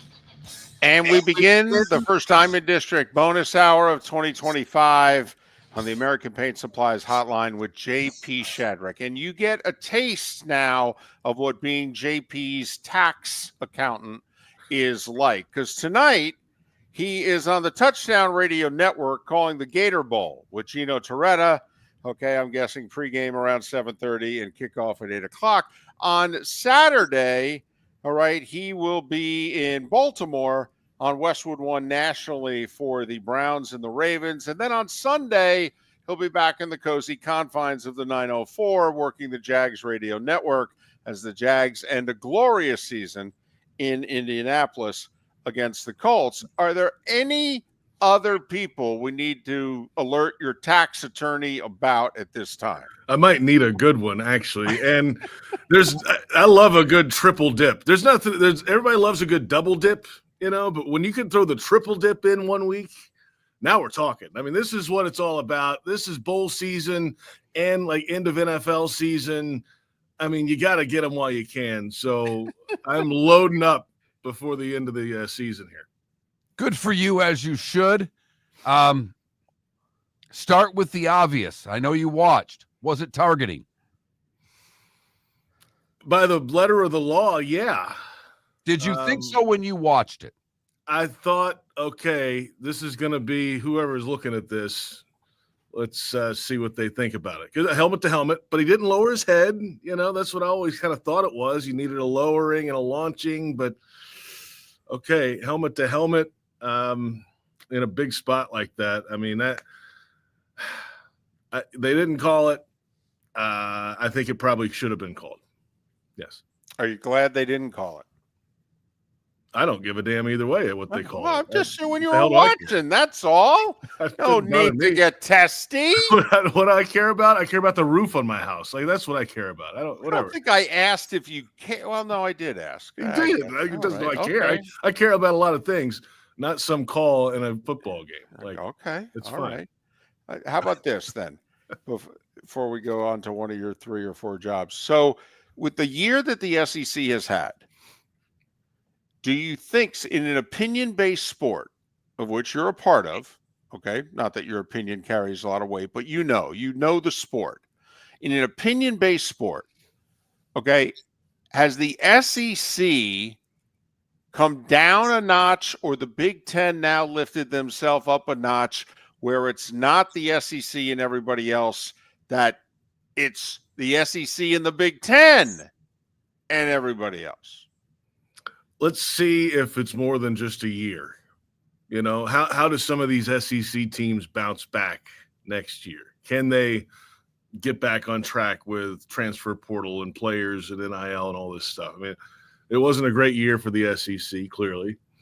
But even though they could have 2 teams in the national title, they still could, but the rest of them that are normally in the hunt are not right now. Do they get back to that? And I have a feeling that they aren't going to be down forever. That's just kind of how maybe it was just a one-off year. And credit to the Big Ten. Maybe this is the start of something for them long run. So before you bury the SEC forever, come on now. Come on, that's not what I said. I know, I'm kidding. But I would give it another year or two to really see if this is trending the wrong way for the SEC. But I think they're going to be in good shape in the long run. I just don't. There's too much brand power and big institutions that care a whole lot about football to let this thing slide away too far. Well, and I'm with you, JP, because I'm trying to figure out what the Big Ten's proven so far. Penn State's beat two teams that they were double-digit favorites over, and Ohio State throttled a conference team that they already played. So is it Ohio? All that the Big Ten shown me that Ohio State's elite. Everybody else has to catch up with the Buckeyes, and the SEC is still right where they are. And, if Carson Beck wasn't hurt, I think we'd think a lot differently of Georgia this afternoon. Well, I mean, Georgia's, we saw what the backup did. So, maybe he's got a little something different that they haven't seen a whole lot of in this game coming up today in New Orleans. So I wouldn't, you don't, every time you kind of count Georgia out too, it's like, wait a minute, they slap you right in the face with about a 35-point game and strong defense and everything that goes with how they play football. So I don't know. I think it's a one-off. I think there's still a chance that, obviously the SEC is certainly in the mix this year, but those other teams on the doorstep are still going to be around. They're not going away anytime soon. I don't know the setup in the building of which you work in there for the Jags. I don't know how much contact you have walking down the halls with, the football people. But you've been now with the Jags, what, a dozen plus years? So you've been 13. There. Yep. Mm-hmm. Now, you've been there for change. Yes, I have. Does it feel like change? It feels like something needs to happen. You can kind of feel, a little bit of the unknown. This is always how it goes in the last week of a season like this, especially when it's year 3, year 4 of a regime, if you will, for lack of a better term, because you just don't know. Well, we're not playing well, but are we going to get another run at this thing next year? That's kind of the feel we had during the Doug Marrone years, right? I mean, Marrone didn't have a great team in 2019, and that was coming off the collapse of 2018, but then got another year, 2020, and won the first game of the year and lost the last 15, right? And then that was clear that was going to change. Like, that's how that was going to go. This kind of has a similar, you're a little uneasy. You don't know why, because nobody's close enough to owner Shad Khan to really know what he's thinking. And that's the only guy that matters, right? And I guess we'll find out either Sunday night or Monday when the white smoke comes out of the chimney and see what happens either way. But I think that's just the vibe right now. It's that, hey, let's finish up what we're doing this week and then see what we're doing next week, because next week matters for what happens for the next 6 months. Is there maybe you answered it there, but is there a noticeable change in the way people act in the building? Are they walking on eggshells more, or is it just do your job? I think just let's do the work and then control what you can. That's the message from the head coach. It's like we can't control any of that. Let's go play and try to win the game and do our best work and practice well, and then we'll figure that out later. So it's not like people are, I haven't seen a lot of people like walking around on the cell phone yet, walking in the parking lot, kind of how that goes this time of year, looking for the next gig or anything yet. Maybe they are. I mean, I don't know. I'm not, like you said, Dave, I'm not walking around the coach's offices down the hallway over there. That's on the other side of the building. I'm in the stadium right now. The football building's across the street. We have our studios in that building, but I don't normally go down that hall except on Friday mornings when I go talk to Doug Peterson. So I'll have that, and that's about it. But I don't go all the way down there. But this is the business they've chosen too, by the way. They know what they're getting into when they sign that contract, and that's why it's so lucrative, because it is volatile and it can change if you don't perform well. Unlike the contracts that Miller, Moulton, and JP Shadrick signed, by the way. Contract. JP Shadrick joining us. I need a tax attorney and an agent on the American Paint Supplies hotline. Your one-stop shop for all your coating needs. All right. So you're going to get up close with Lamar. on Saturday. Yeah. And boy, excited. The elite quarterbacks in this league this year are playing elite. He's closing in on, he's at 5 yards for 4,000. It's the best year in his career. His touchdown to interception. He's protecting the ball. He's closing in on 1,000 rushing yards too. If he went 4,000, 1,000, I mean, that is, and not win MVP. I mean, give me a break, right? But that's kind of the way that Josh Allen has played this year. I mean, he's doing next level things, especially down the stretch. And even Derrick Henry's closing in on 2,000. If he has a Derrick Henry monster game, he can get there. He's at 1,783. We've seen games. I've seen him in person where Derrick Henry has run for 200 yards at the bat of an eye. So, especially against the Browns. Now, if this thing gets out of hand, then maybe, okay, they pull some guys. That could change the dynamic a little bit. But if it's kind of a game, I don't have any reason why Derrick couldn't get close to 2,000, and Lamar can do whatever he wants to do. Not that that's what they're playing for. They're playing to win the game and win the division. That's the number one priority. But I'm excited to see Lamar. I had his last college game in the Gator Bowl, of all things. And then now getting a chance to see him some years later, 7 years later, I guess. He's special, and they use it the right way. It's a match made in heaven with those two in the running game. There's no better place for Derrick Henry to have landed than right off the hip of Lamar Jackson. You've seen Derrick Henry a lot. What is it that impresses you the most about him, JP? Just the fact that, kind of a lot of people had him for dead after last year. Okay, maybe his career's done and he's washed up, but he's, how many hits can he really take? Hit the wall. But boy, you get him in a place where he has a little space to get a runway to get moving.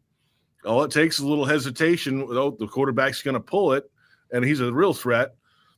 Then that's all he needs. And once he gets that little head of steam and gets outside against the little people, look out. And he still has it. And I think they're going to be, and if he still maintains his health, which so far so good, he obviously he didn't eat the cake on Christmas Day after the game, so he keeps his body up well, right? I mean, that's the number one priority for him, and that's what it takes for a guy like Derrick Henry done in the stretch run of his career coming up. I mean, he's closing in on some big-time, all-time marks in the NFL. And I think that'll be at some point in the next 2-3 years some big motivation for him. Got about 20 seconds. How's the Gator Bowl doing ticket-wise? Do you know? Okay, do you think there will be a big crowd tonight for Duke Ole Miss? No, I don't think so. Duke averaged, 20,000 for their home games. So, and Ole Miss is not exactly happy to be in the Gator Bowl. They wanted to be in the playoff. So I don't expect a sellout. Let's put it that way. So they might be tarping off even more of the stadium. You can listen on Touchdown Radio. Yes, you can. JP Shadrick, Gino Toretto with the call immediately following the Sugar Bowl. JP, thanks for your time. Safe travels. Have a great, what's it? Not 2025. No, not two-step. What was it? Triple dip. Have a great triple dip. Triple dip it. Happy New Year. JP Shadrick joining Miller and Moulton once again on Miller and Moulton. We started our show 18 years ago and have been fired 3 times, but Miller and Moulton have never lived on the edge like we are now. We have our best morning ratings ever, are steadily adding affiliates, yet we only have a few sponsors. And if that doesn't change, we can't continue. But if you want to advertise on Miller and Moulton, reach out to one of us directly by texting sponsor to 21,000 or contact Mark on X at @MarkMiller or me at @TheDavidMoulton. You can save Miller and Moulton and make your business some serious money by texting 21,000 now. The world-famous cigar bar started as a neighborhood place in downtown Fort Myers, and now it's a brand, a destination with 4 locations. The original place, Henry Street, Fort Myers, Gulf Coast Town Center, on Southeast 47th Terrace off the Cape Coral Parkway, and the Lounge on West 1st Street in Fort Myers. A place to go, whether you just need a relaxing drink and a smoke after a tough day at work, or a place to go celebrate. From relaxation to celebration, the world-famous cigar bar.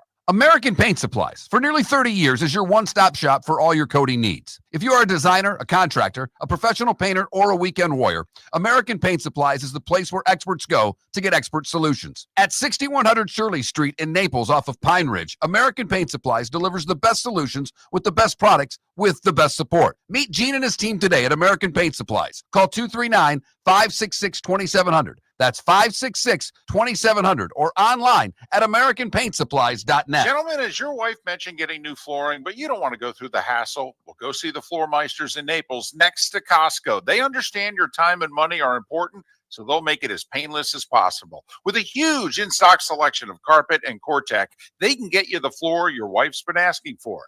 They carry wood, vinyl, carpet, and tile. If you do it yourself, no problem. They can handle that as well. So go see TJ at the Floor Meisters and tell them, just keeping it real. This is Miller and Moulton.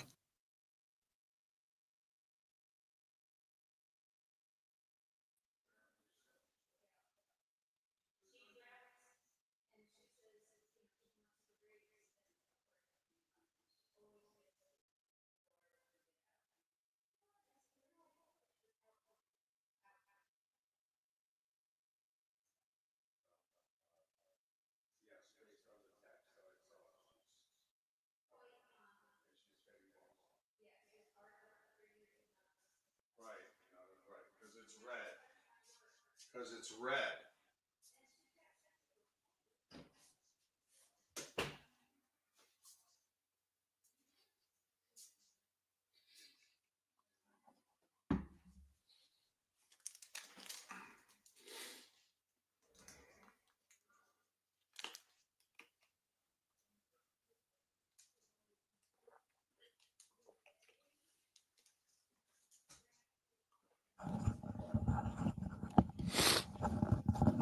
Ah.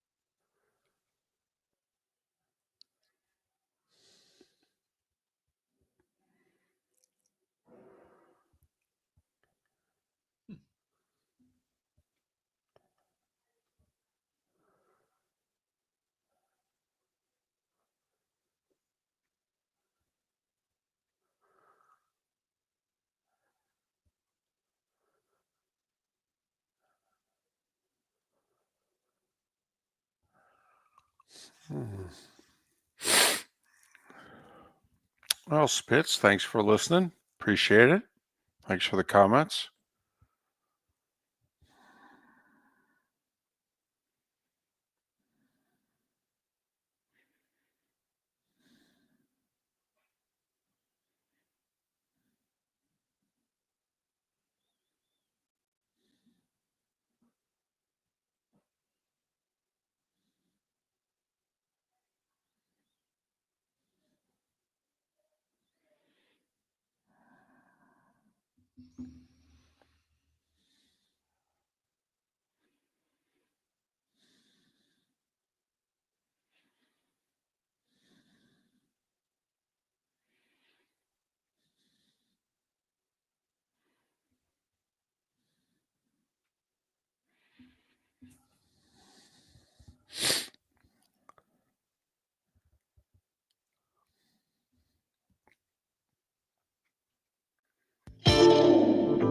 Welcome to the bonus hour, brought to you by Jason and Todd at the Diamond District.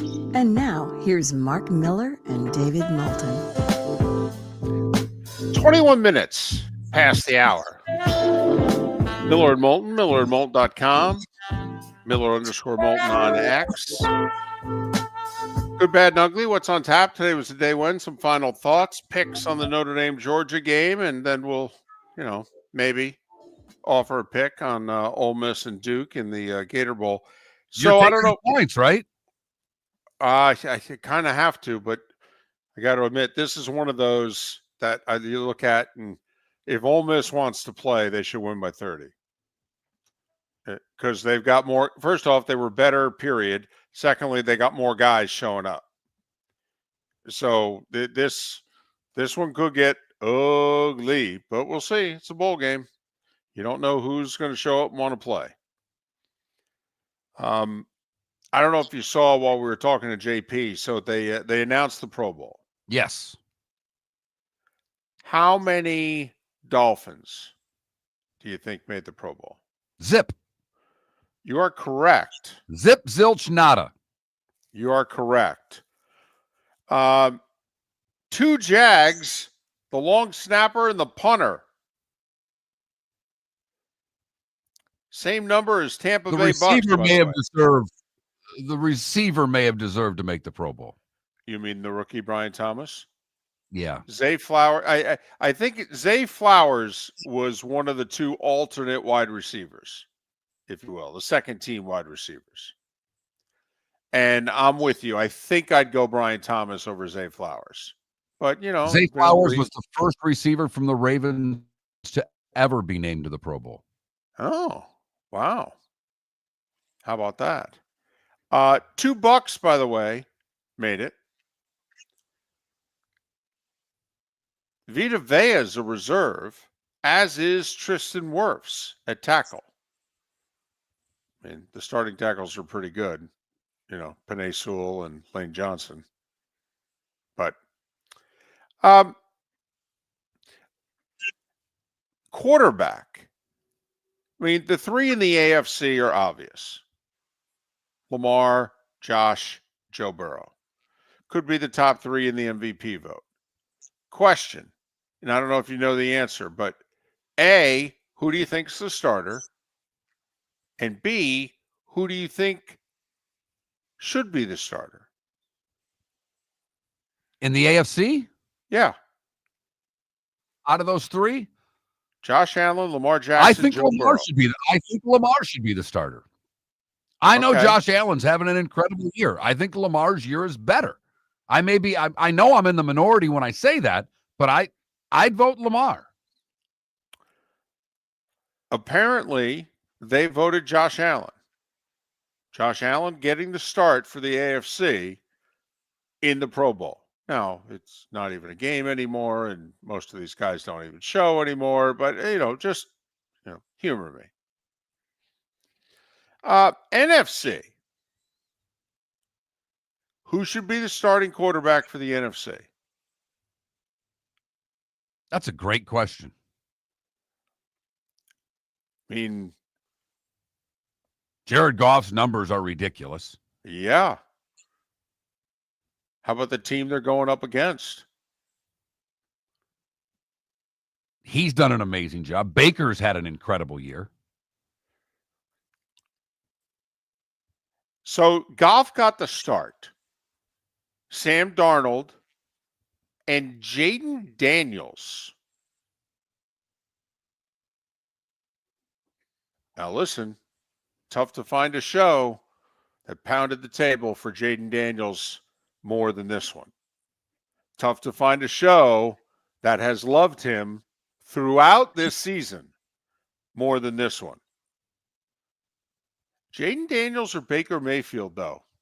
Baker Mayfield. I think so. That's close. It is. You know, neither team's in position that they are without their quarterback. But I think I would have gone Baker also. Think about that, by the way. Making the Pro Bowl roster as a rookie. Yep. And it's really close. I mean, I'm not. It's right. You're pulling at straws here. It's Zay Flowers, Brian Thomas. Yeah, I think it is. But that's all. It just, it's the people that are in the Pro Bowl are probably one thing I thought was interesting in the AFC. All right, Brock Bowers starting tight end over Kelsey. I don't even think Kelsey should be in the Pro Bowl. No, even though he's got all those catches, shouldn't it have been Andrews? Yes. Kelsey's had, from a production standpoint, an average year in his career. Well, a lot of catches, but he's averaging 8 yards a catch. He's got what, like 3 touchdowns? I mean, I think I'd go Mark Andrews before I'd go Kelsey. But they impressed me anytime they put a rookie in as a starter. Like last year they did it with Kyle Hamilton, made him the starting safety. And they're like, yeah, I don't know what to tell you. He's the best. I know he's a rookie. Put him in. So Bowers is a starting tight end. Okay. Kelsey ends up with just under 100 catches because I don't think he'll play at all this week. No, he won't. He won't. And, it's the Pro Bowl, reputation. It's not even a game anymore. I know. But just, some of these things I think are interesting. Some people get paid based off of this. Then half these guys are going to drop out. Hell, you're going to end up with Tyler Huntley as a Pro Bowl quarterback. That's already happened. Year he threw 2 touchdowns. So, that's all. A couple of those things people might be interested in. But no Dolphins on the Pro Bowl. 2 Jags, a long snapper and a punter, so does it really count? Right. And 2 Bucs. Both reserves, Tristan Wirfs, Vita Vea. Okay. All right. I will say, because the NFL does it differently than Major League Baseball. Major League Baseball, one person from each team has to be represented and what have you. The NFL was never like that. And Mark, when I was growing up, my team wasn't any good. The only guy who was in the game for my team was Dave Jennings, the punter. Until LT came around, none of the Giants weren't in the Pro Bowl. Eddie Murray, David. Okay. I mean, that was it for you had a Billy Sims year here and there until Barry got there. It was same thing. It was a kicker. Yep. I went Dave Jennings, Harry Carson, Lawrence Taylor. That was it. That was my Pro Bowl. And then all of a sudden it's like, wait a minute, hold on. Our quarterback's in the game. 2 offensive linemen are in the game. Our tight ends in the game. We must be getting good.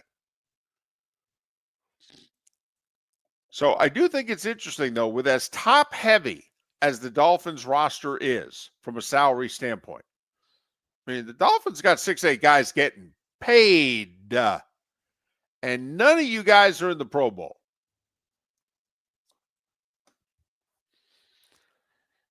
Once again, if I'm Stephen Ross and I'm only half paying attention, don't I walk in and look at Chris Greer and go, so all those guys I paid money to, not even good enough for the Pro Bowl? Do you think maybe we gave the money to the wrong guys? You sure we shouldn't maybe cut some of them and move this money around?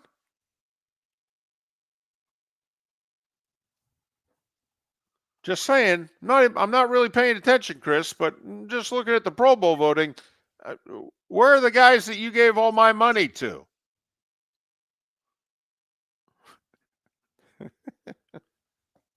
The other thing that I caught during the break is that Sunday Night Football is going on location with their whole pregame in Detroit.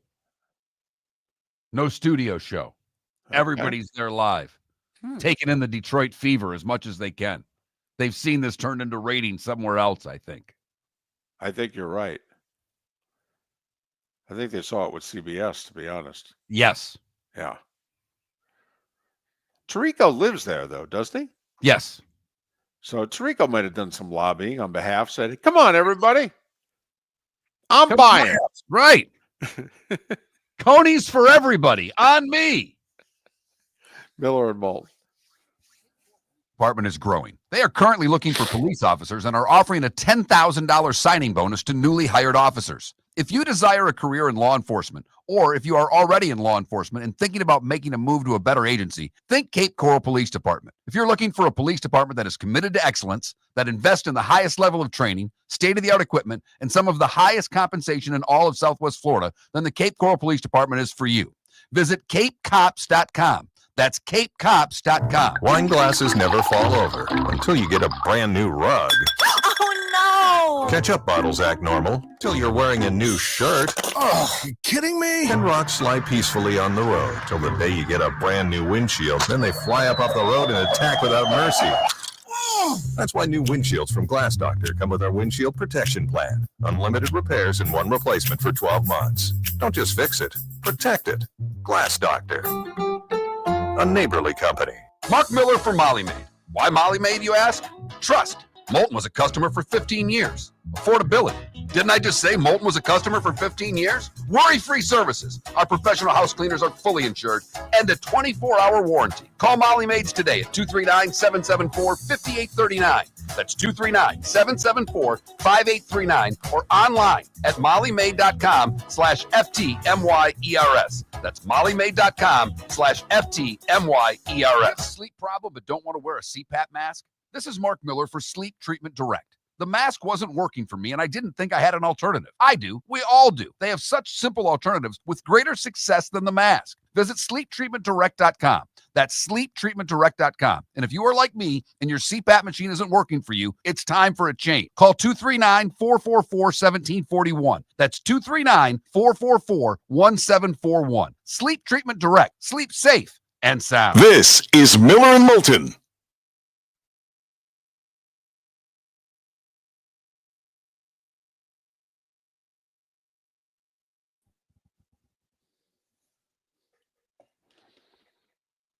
Yes, Canada Relief, it does in Hawaii, Kapalua. Benito Buckeye, you make a good point. It's why, Cowherd's the best at it. He constantly regurgitates the same stuff over and over again. And we, beginning at 8 o'clock, that's when we had our guests. And so we moved off of those subjects. But you're right. We probably should have brought it back. We did the whole first 2 hours on it and then, haven't done anything on it since. And you're right. Audience changing and what have you, probably should have gone back to the targeting and Ohio State's performance. You're right.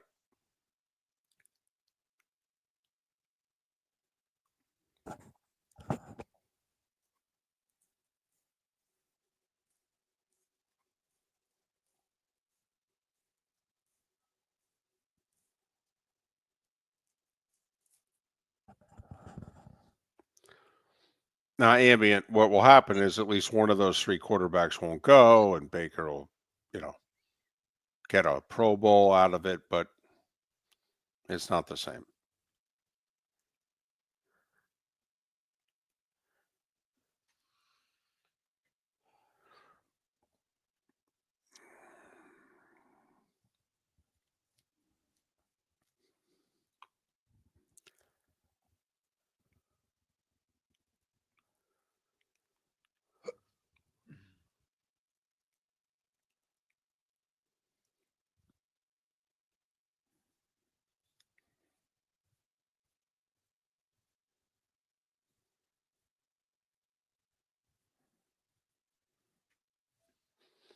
Yes, he did.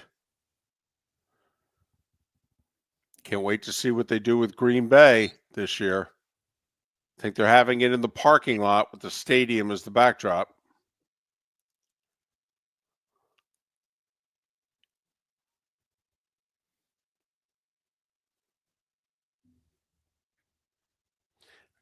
Because I don't think there's any other place in town that can have it.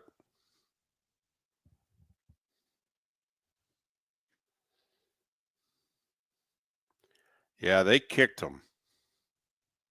Every way you could kick them. Took their foot off the gas and won by 20.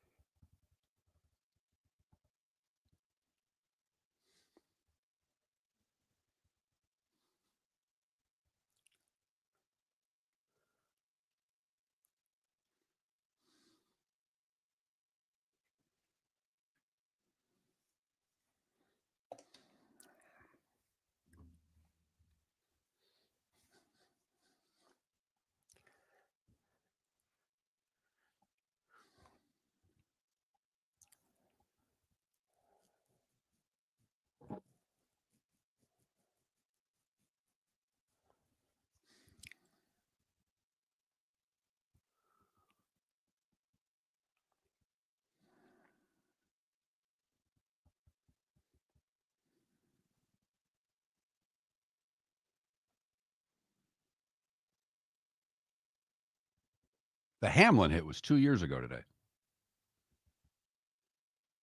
Oof.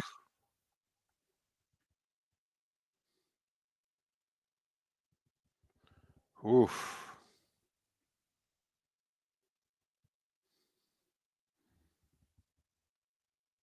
I don't know why, but I thought that was earlier in the season, if you know what I mean. No, it was second to last Yeah. game of the season.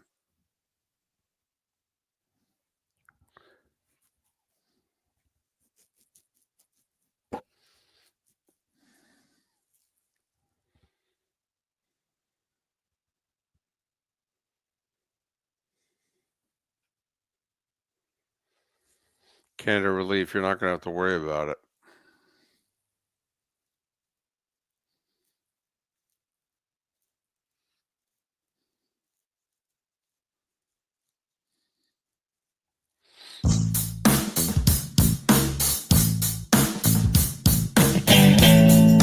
Welcome back to Miller and Moulton. Text the guys what's in your mind at 21,000.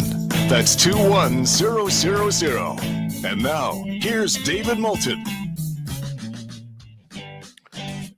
22 minutes till the top of the hour. Final segment of Miller and Moulton on this first Thursday of 2025. A belated Happy New Year. Miller and Moulton, millerandmoulton.com, Miller_Moulton on X. And if you joined us in the latter part of the show, you're going, hey, you guys haven't talked about the Peach Bowl, and talked about it extensively in the first 2 hours of the show. Hey, you haven't talked about the Buckeyes and their great performance. Talked about it extensively in the first 2 hours of the show. But then, we got into our normal Thursday guest list who wanted to go to New Orleans because obviously that's a big national story. So, you might have been tuning in here going, how could you guys not be talking about? Well, actually, we did. But, go to millerandmoulton.com. We were pretty opinionated about the college football from yesterday.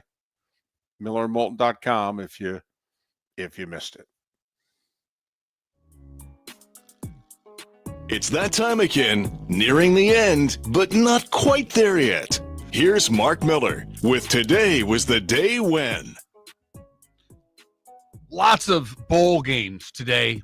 I'll get to the highlights.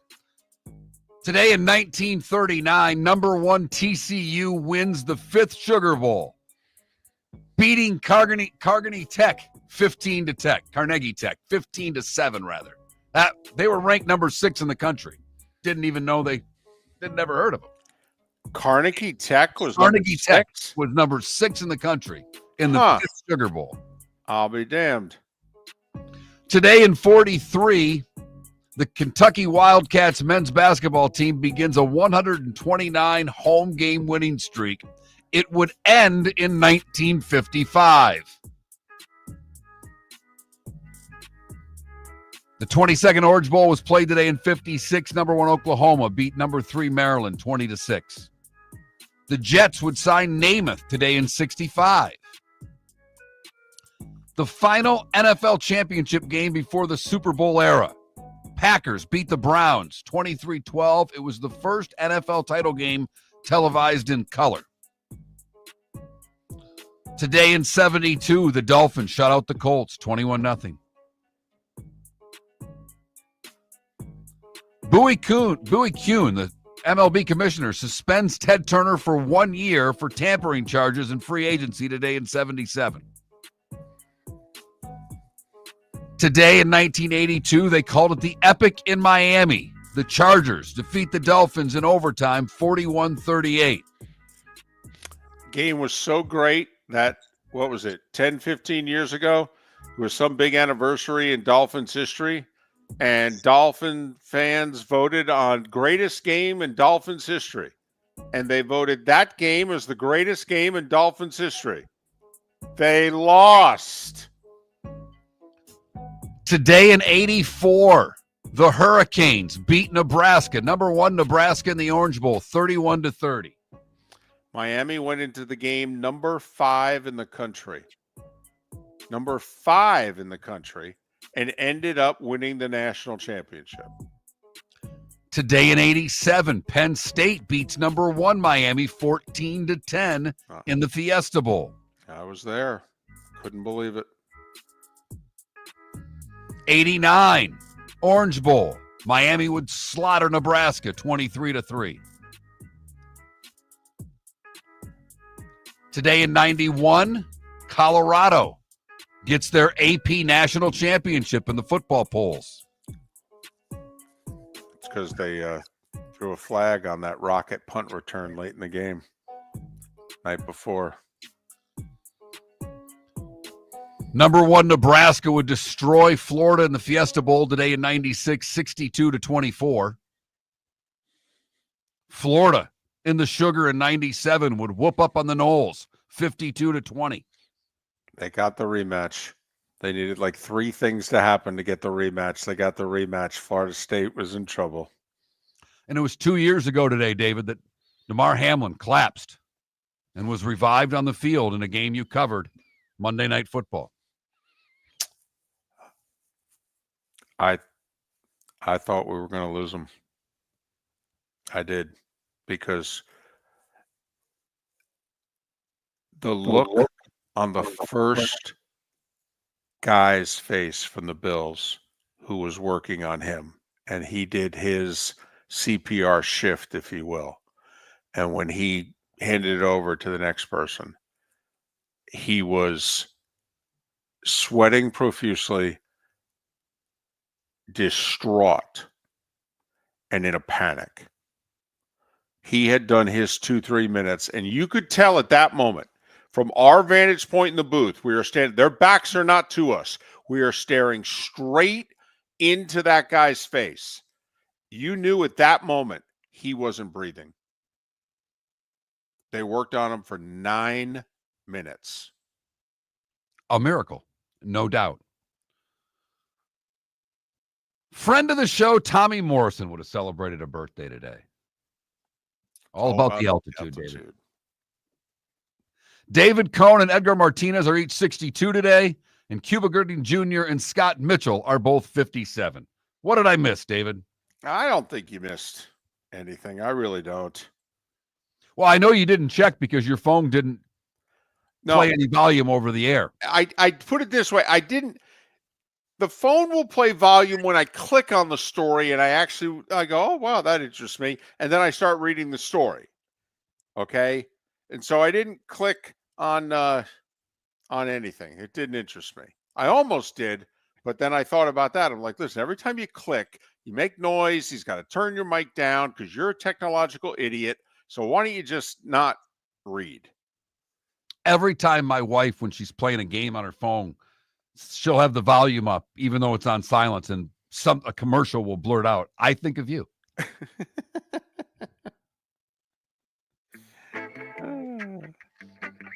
Time to see life a little bit differently. Here's Mark Miller with the good, the bad, and the ugly. What you got, Mark? We go to Jersey for the good, where a 20-month-old dog named Brooklyn was on a lake on thin ice and was too afraid to venture off of the ice. A neighbor attached some chicken to his drone to attempt to lure the dog to shore. Wow. It was working for a moment, but Brooklyn, the dog, fled back out into the lake when she spotted rescuers on the shore. When the sun went down, the drone user used his drone to pinpoint the dog's location for a police officer who went out onto the thin ice and was able to get the canine to shore. So way to go to the drone officer or drone worker and the officer daring thin ice to save the dog. For the bad, we go to Port Charlotte, where a road rage incident escalated. There's a shocker, leading to the arrest of a Port Charlotte man. Two drivers got into an argument. Both were honking, driving aggressively, and flipping each other off. The victim followed the other driver all the way to his home. As the victim passed by the man's driveway, that's when David Furbish fired a nightstick at the victim's car, hitting the car. You would think it would be over. But then he got in his car and started chasing the victim around the neighborhood before the victim called 911. When deputies showed up, Furbish pulled out a hammer and raised it to the victim. That's when he was arrested and taken to the Charlotte County Jail. And finally, the ugly. All you Floridians better watch out. A new law went into the books on midnight, January 1st, which is going to make it more difficult for you to watch porn online. Pornhub, the world's largest porn site, and others are shut off to Florida residents after Governor DeSantis signed a bill requiring porn sites to track users by verifying their age. Good luck for your afternoon session, because now you got to tell them who you are. And that, David, is the good, the bad, and the ugly. Brought to you by the Cape Coral Police Department. Go to capecops.com. That's capecops.com. Still the $10,000 sign-on bonus for new officers. By the way, since that's your segment, just like the starting five is mine, that's yours. All right. I think we just learned a little bit about you just from the stories that you chose and the titles that you gave it. Because there are some that would consider the ugly the good. And you see that story and you go, this is outrageous. Guy can't watch porn anymore without having to tell them who I am? I'll be damned. Or at least the bad. But for you, it made the ugly. I didn't want to finish with a road rage incident. I understand. I wanted to finish with porn. You want right. Wanted to finish with porn. Mm-hmm. Okay. A reminder that today was the day when. Here you go. Brought to you by Game Day Men's Health. Whether you're chasing peak performance, reigniting intimacy, or simply want to feel your best when you're watching Pornhub, Game Day Men's Health creates customized game plans to optimize your health. Call 427-3441, 427-3441 for their Bonita or Naples location, or go to GameDayMen'sHealth.com, mention Miller and Moulton, and get 10% off. Just to rewind, you want to finish with porn. That's got it. Right. Yeah. Mm-hmm. Okay. Just wanted to make sure. Let's see what you did there. Okay. Georgia, Notre Dame. I actually think this is a must win for Notre Dame. I mean, they got to be a player again. They got to be more than just, cherished, program with all its history and what have you. I mean, Brian Kelly got it into the playoffs 3 times. 2012, when it was just a 2-team BCS, he got him to play in the Natty. Then in 17 and 19? But they got beat badly both times. I mean, all 3 times he got them to the national stage, they got whooped. It's like, well, I guess they belonged in the game, but boy, they didn't belong on the field. Now it's like, okay, you get a Georgia team that we all think is not as good as the last 3 years, correct? Correct. Okay. And their starting quarterbacks out. Mm-hmm. Their tight ends playing for the Raiders. Their wide receivers playing for the Chargers. Right. Okay. I mean, if I'm a Notre Dame fan, it's kind of like, hey, it's been a long time since we won one of these games. I mean, this is who we're going to have to go through. It's never going to change. The name on the team may change, but this is the type of talent we got to go through. Don't you think, Mark, for Notre Dame? Because the other thing is you got Penn State waiting for you. If you're a Notre Dame fan, you're like, oh, we can play with Penn State. That's a similar roster to ours. We can do that.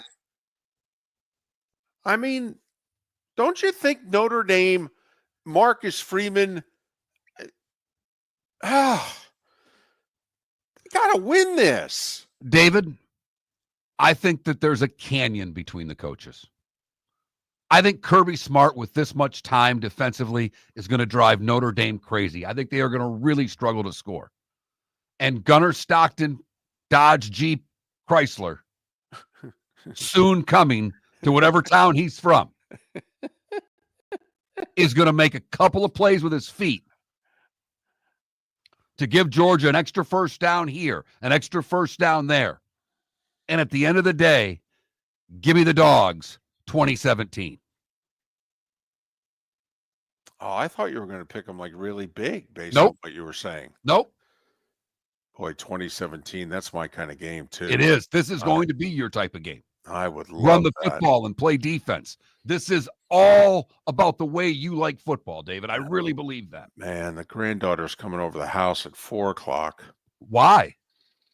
Because it's her day and time to come over our house. Well, she better learn how to watch football this year.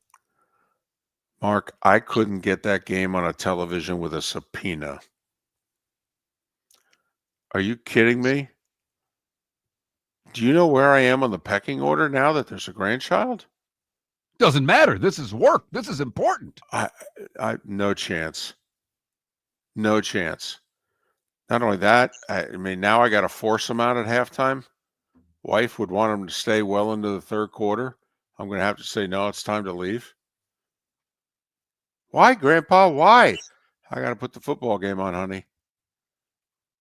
I mean, she should learn that at an early age, right? I agree. I mean, we love you. You're important, but only to a point. Whether you're chasing peak performance, reigniting intimacy, or simply want to feel your best, Game Day Men's Health creates customized game plans to optimize your health. Call 239-427-3441 for our Bonita Springs and Naples location to set up your free testosterone test and consultation. Mention Miller Moulton Radio Show for 10% off your service. Find your maximum self with Game Day Men's Health, Bonita Springs and Naples, Florida. Call 239-427-3441 today. Honey, you want to come out? I haven't seen you since Glass Doctor installed our custom shower enclosure. No thanks. Well, you can't keep eating breakfast in the shower, and laminating your magazines is getting expensive. You remember we have guests coming over tonight, right? Oh, I'm sure they'd love to see the shower. It's our neighbors, and I highly doubt they want to be hanging out in our bathroom. The shower is so good, you'll never want to leave. Visit glassdoctor.com today. and schedule an appointment online. American Paint Supplies, for nearly 30 years, is your one-stop shop for all your coating needs. If you are a designer, a contractor, a professional painter, or a weekend warrior, American Paint Supplies is the place where experts go to get expert solutions. At 6100 Shirley Street in Naples off of Pine Ridge, American Paint Supplies delivers the best solutions with the best products with the best support. Meet Gene and his team today at American Paint Supplies. Call 239-566-2700. That's 566-2700 or online at AmericanPaintSupplies.net. Visit Jason and Todd at the Diamond District. The new year is here, and with it comes new beginnings and new opportunities. At the Diamond District, Jason and Todd are inspired by the possibilities ahead. Whether you're celebrating a new love, renewing a commitment, or making a milestone, make it magical with a diamond from the Diamond District. Jason and Todd look forward to shaking your hand and welcoming you to our Diamond District family. At the Diamond District. Gentlemen, as your wife mentioned getting new flooring, but you don't want to go through the hassle, well, go see the Floor Meisters in Naples next to Costco. They understand your time and money are important, so they'll make it as painless as possible. With a huge in-stock selection of carpet and Cortec, they can get you the floor your wife's been asking for. They carry wood, vinyl, carpet, and tile. If you do it yourself, no problem. They can handle that as well. So go see TJ at the Floor Meisters and tell them, just keeping it real. Mark Miller for Molly Maid. Why Molly Maid, you ask? Trust. Moulton was a customer for 15 years. Affordability. Didn't I just say Moulton was a customer for 15 years? Worry-free services. Our professional house cleaners are fully insured and a 24-hour warranty. Call Molly Maids today at 239-774-5839. That's 239-774-5839 or online at mollymaid.com/FTMYERS. That's mollymaid.com/FTMYERS. This is Miller and Moulton